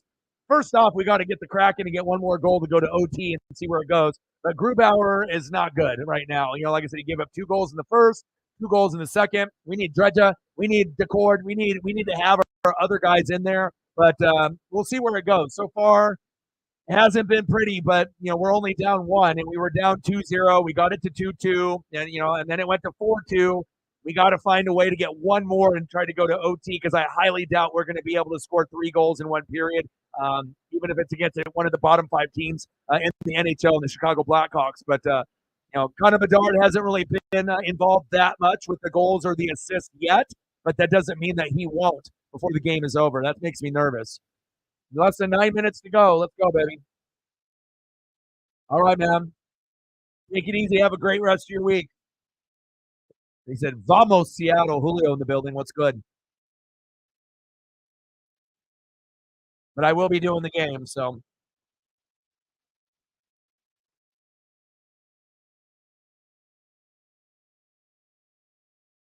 Maddie's like, fuck, fuck, fuck, fuck. As they have the camera on, fuck, fuck, fuck, fuck. At least is getting on track, because if Maddie would have gotten on track at the beginning of the year, we probably would have like 3 or 4 more wins, honestly. But at least better late than never. And he's been on a little bit of a heater in the last couple of weeks, which is nice to see. Now, if we could just get sufficient goaltending in the crease, that would really help us out. I don't care if it's Grew, I don't care if it's Dredger, I don't care if it's Joey McCord, I don't care who it is, as long as someone can, hopefully give up less than 3 goals every game, preferably 2 or less. But we're not in that position right now. 4-3 Blackhawks, less than 8 minutes to go. Let's go, baby.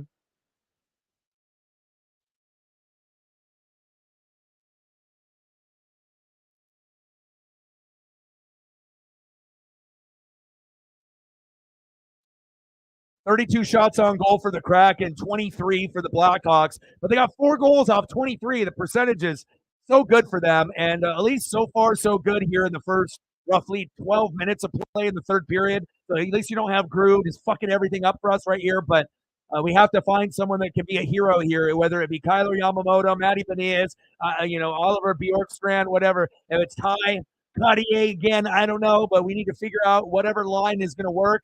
And hopefully we can get a power play here before the third period ends, so we don't lose this game 4-3. Benny in the building. What's good? Always, man. Every day, dude. Every day. I'm always grinding. I'm always hustling. I don't take days off. Like I said, I actually went and ran the numbers, because I'm already over 2,000 live streams and videos since 2017. So essentially, that's me like recording every day for like 6 years straight. And missing only like 100+ days. So I'm always going to be on the grind. I'll do some reaction videos. If anything gets blocked by YouTube, I'll put it on the Twitter X account. And obviously some of the matchups haven't been the greatest in the last couple weeks, but there'll be a couple really good matchups this weekend, and we'll probably double dip doing the Niners and the Eagles before we get into the Packers and Chiefs on Sunday night. And then we got the Pac-12 championship, obviously on Friday, so I'll be doing that. Thursday, we got Thursday night football. So we got Thursday night football, Pac-12 championship, Huskies and Ducks. Then Saturday, I'll do Georgia and Bama, SEC championship. And then Sunday, we'll do 2 games. We'll do the Niners and the Eagles at 1:25 Pacific time. And then we'll do the Chiefs going to Lambeau against the Packers. So your boy will always be busy and always grinding. I got to set the standard, to show, like even when shit doesn't go your way, even when you're at a big number, even though I feel that I should be at a higher number, most people will never achieve 20,000 subs in their life in anything. So I have to be proud of where I'm at, but I want to go from 20 to 25 to 30 to 40 to 50 to 100. That's the goal. So you just got to be able to keep it moving, and then eventually, have some good collabs, maybe some sponsorships, and maybe some opportunities, down the road. So delayed penalty now. Come on, baby, set it up. Come on, Schultz. Eberle, come on, baby. 33 shots on goal for the Kraken, 23. We're just playing keep away right here, just trying to set up a good shot right there. Oh.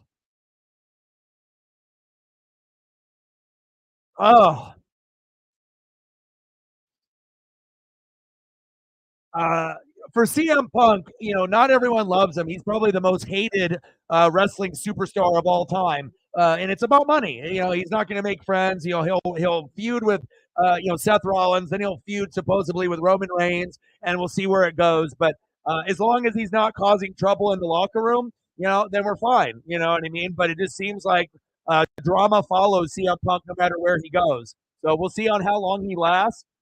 Supposedly the contract for CM Punk is around 3 years, but he might only make it 6 months to a year before he gets fired, or he does something to get himself in trouble. So we'll see.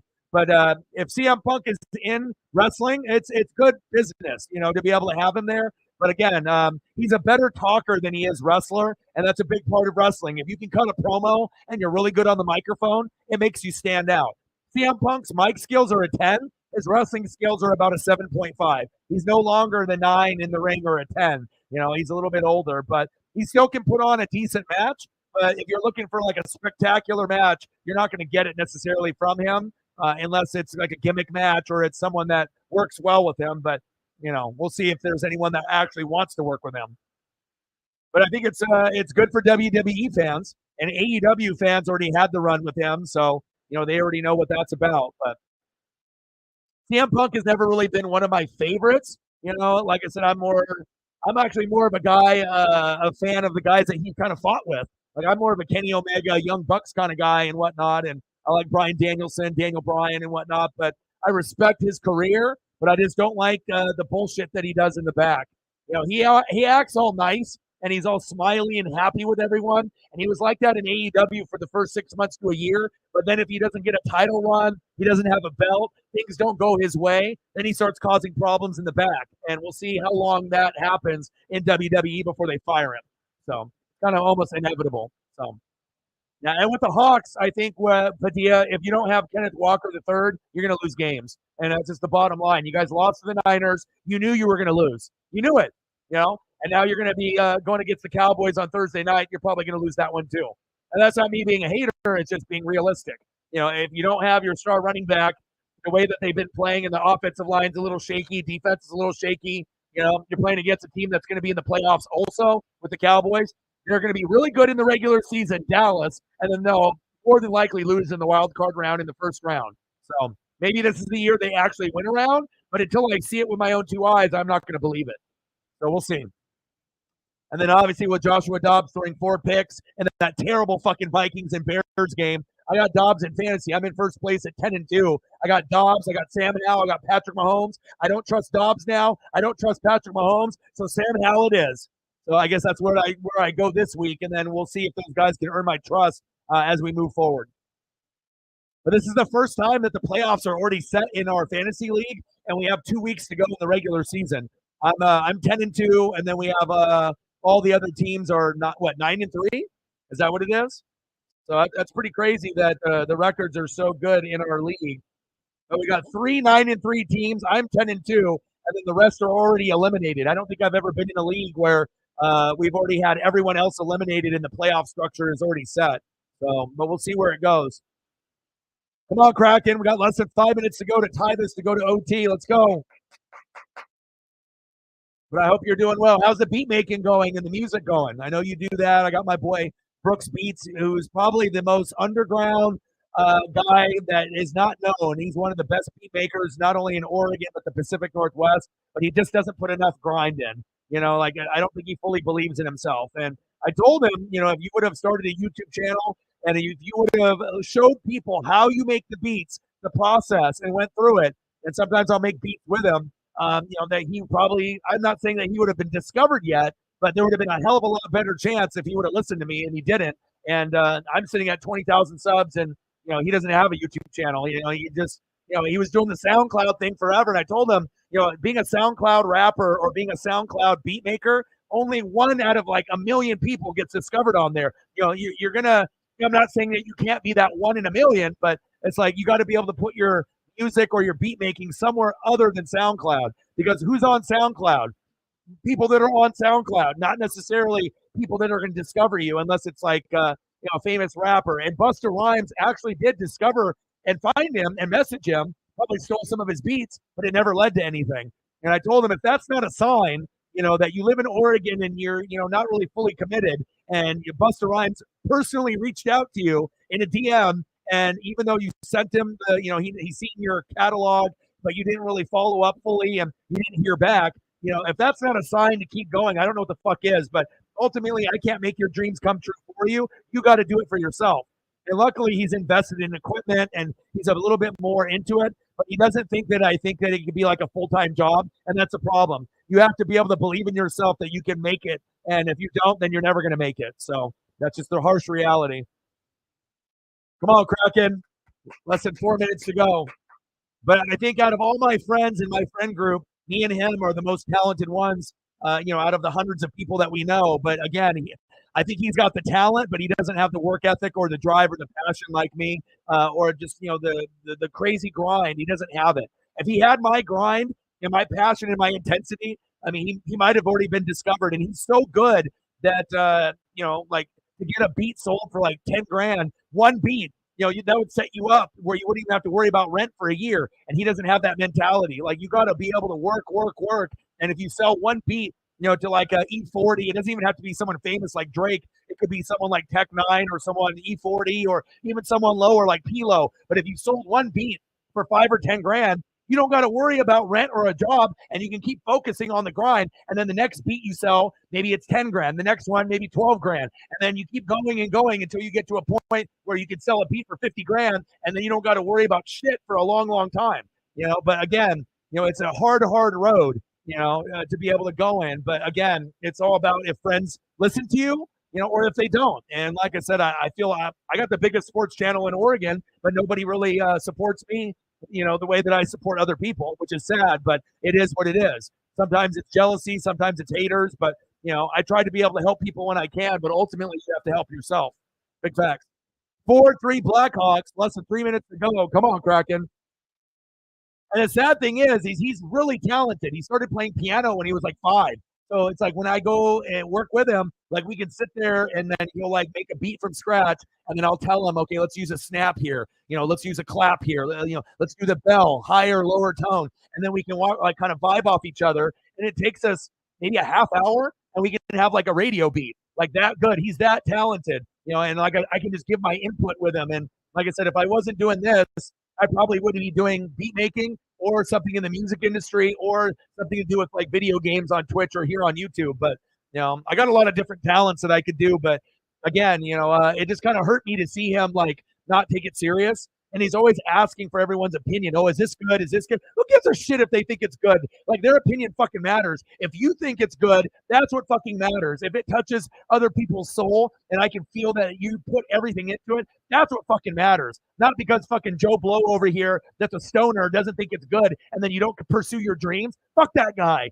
That guy doesn't know shit. That guy ain't going to make you famous. That guy ain't paying you. You know what I mean? So sometimes you got to realize and you got to listen to people that know. If I was sitting at 20 subs, then he doesn't have to listen to me. But if I'm at 20,000 and I built something from nothing, those are the type of people you need to listen to, trying to get you in the right direction. And if he would have started a YouTube channel when I did, more than likely he would have already been discovered by now. But I still will support him through and through. And that's my boy. And I honestly feel he's one of the most talented ones here in the Pacific Northwest. But if you don't believe in yourself, it is never going to happen. Like, I can't make his dreams come true for him. He's got to do it for himself. But he's very talented. I mean, and then a lot of his best beats we made together, because like I said, we vibe off each other really, really well, and we have a very good hip-hop ear, and we never have to do samples. We can make it organically from scratch, and that's the way that we like to do it. And the cool thing is he can do hip-hop, he does rap, and like he can do that, but he can do everything. He's not just limited to just like rap music or trap beats. It could be like kind of a Drake beat, a Kanye beat, an E40 West Coast beat. Super uber talented.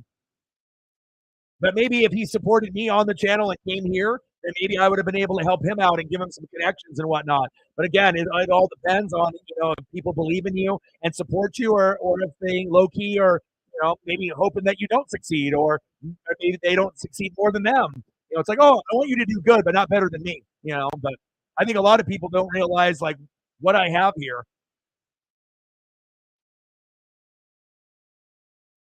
But I would love to be able to see him make it, so that way he can pay off his parents' house and pay off the mortgage and make his dreams come true. And if I end up making it first before him, I'm going to bring him along. I'm going to try to do whatever I can with my money to be able to put him in a position to get discovered. Do I have to do that? Has he been supporting me? No. But does that mean that I want him to fail in his, quote unquote dream? No, I want to be able to help him. And that will be one of the people that I do help once I get to a point where I can help people. Because I want to see him succeed, because he definitely has the talent, and and his music speaks to people, including me. So his beat making skill set is very good. And like I said, if I didn't think it was good, I would tell him, like, your shit ain't good enough, but his shit is. He just needs to be able to get in line with, someone that can pay him to, for his hard work. but he's still not putting as much work in as he could. He's always fucking around with like dirt biking and doing these other jobs and shit. Like you got to be able to invest in yourself, like I did. Sometimes you got to take a chance in life, but if you got the talent and the drive and the work ethic, it'll happen. But if you don't believe in yourself, it never will. All right, we got an empty net. Less 2 minutes to go. 4-3 Blackhawks. You get everything on this channel: basketball, baseball, football, hockey, wrestling, and life. Let's go. Come on, Kraken. Come on, Kraken. It's a fucking empty net. Fuck. Wide right. We might be fucked here. We're running out of time. Hurry, hurry, hurry. Fuck. Oh. I think this one is going to be a no-go. I think we're going to lose 4-3 here. Come on, Wenberg. And it's sad Connor Bedard didn't even get an assist or a goal in this game when we lost 4-3. Dog shit. And that's it.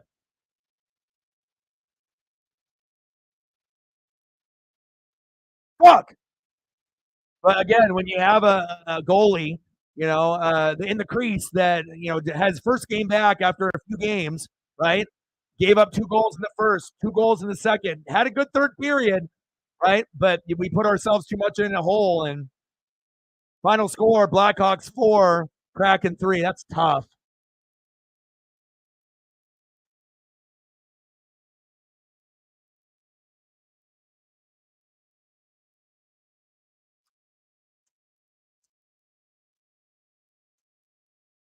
I've been calling the game, bro.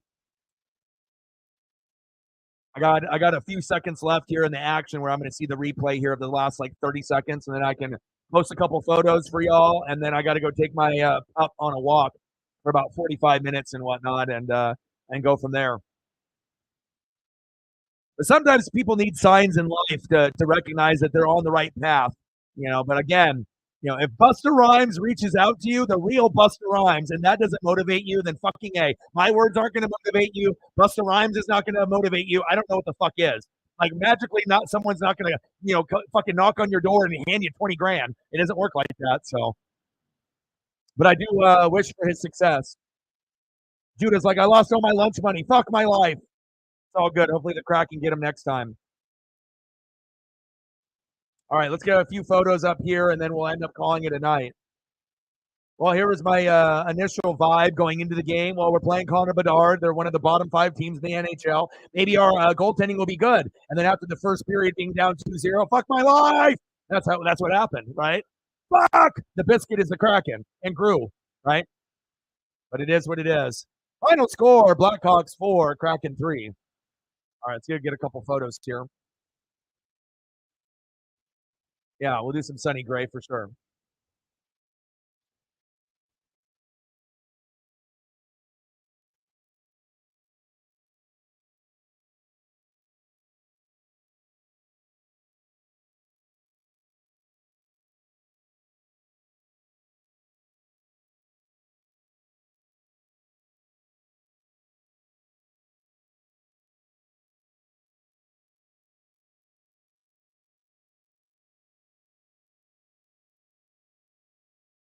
Goaltending is everything. It's like defense. You don't have, if you don't have a good defense, you're fucked.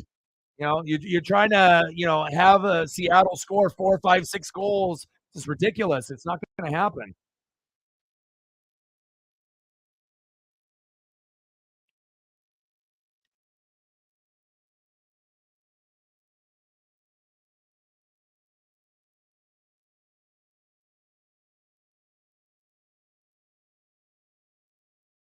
Sonny Gray, he's over here, he's over there, he's everywhere. Definitely a guy that's been on many teams. I think you feel better now hanging out here instead of leaving after an hour. And I was going to say, you can do whatever you want. And anytime that someone's going through some stuff, it's better to be here than not be here. David in the building. What's good? It's Dave Chappelle. No, it's not. It's David. What's good, brother? Raiders.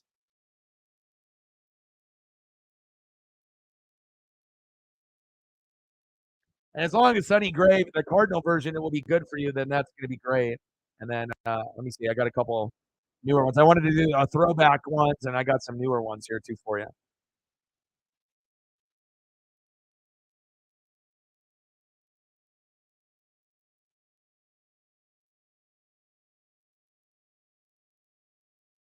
There he is. There he is. I'm gonna hit you with the Cardinal logo.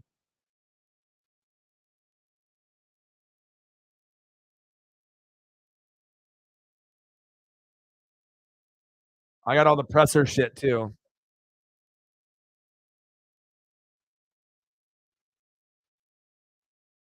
Canada calling the Maple Leafs, the Senators, and the Canadiens. Fuck my life. The Kraken might end up losing a lot of games in a row.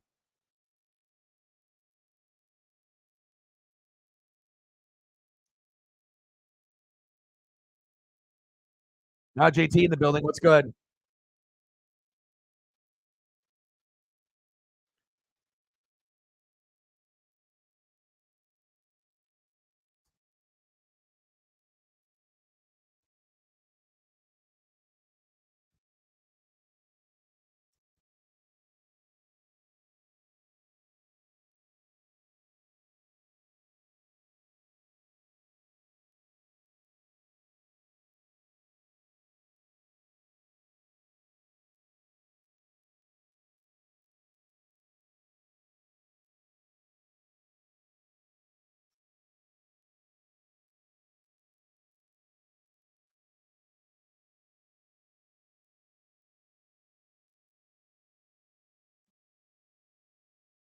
All right, we'll do a couple more photos here.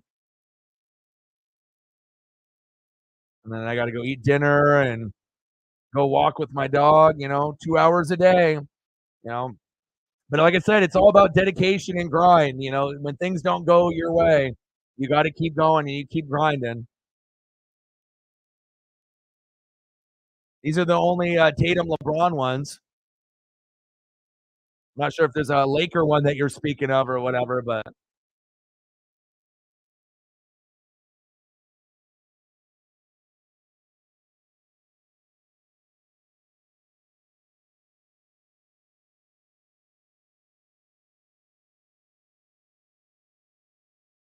he says, I like combination pizza. Me too, bro. That's my favorite.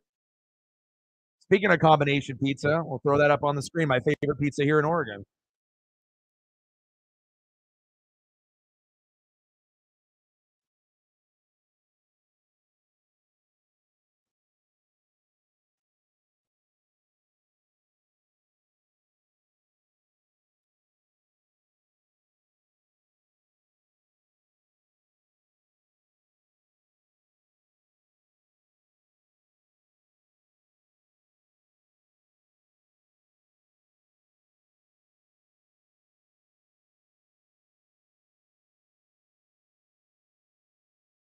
It's Dave Chappelle. David Chappelle.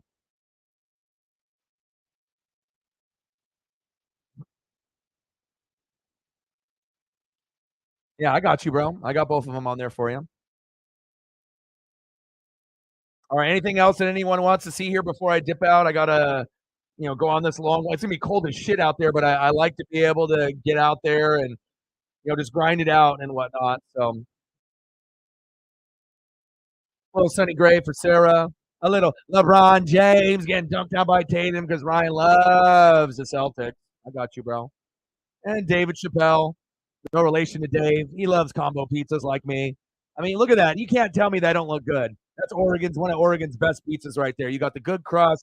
You got the green peppers and onions, which are a must. And you can have the mushroom on there, but you don't need it on there. Multiple sausage, multiple pepperoni, little olive, beautiful, amazing, just like you people.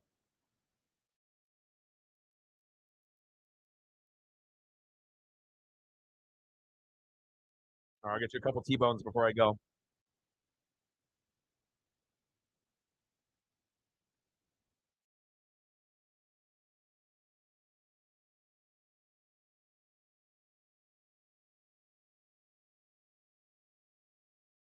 Food on screen is always awesome. Like I don't know if there's anything better that really makes you feel a certain way.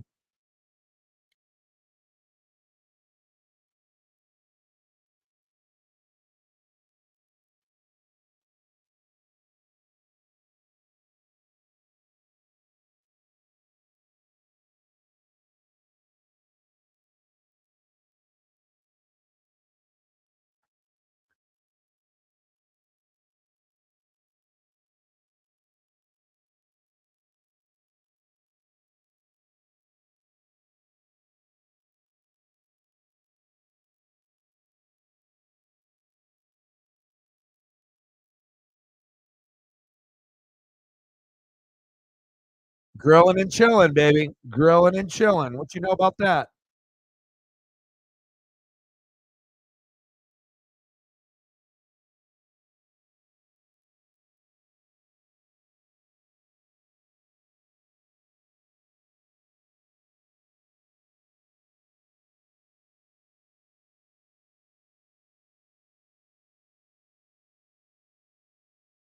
There's a little filet mignon and a few others. Let me see what we got up in here.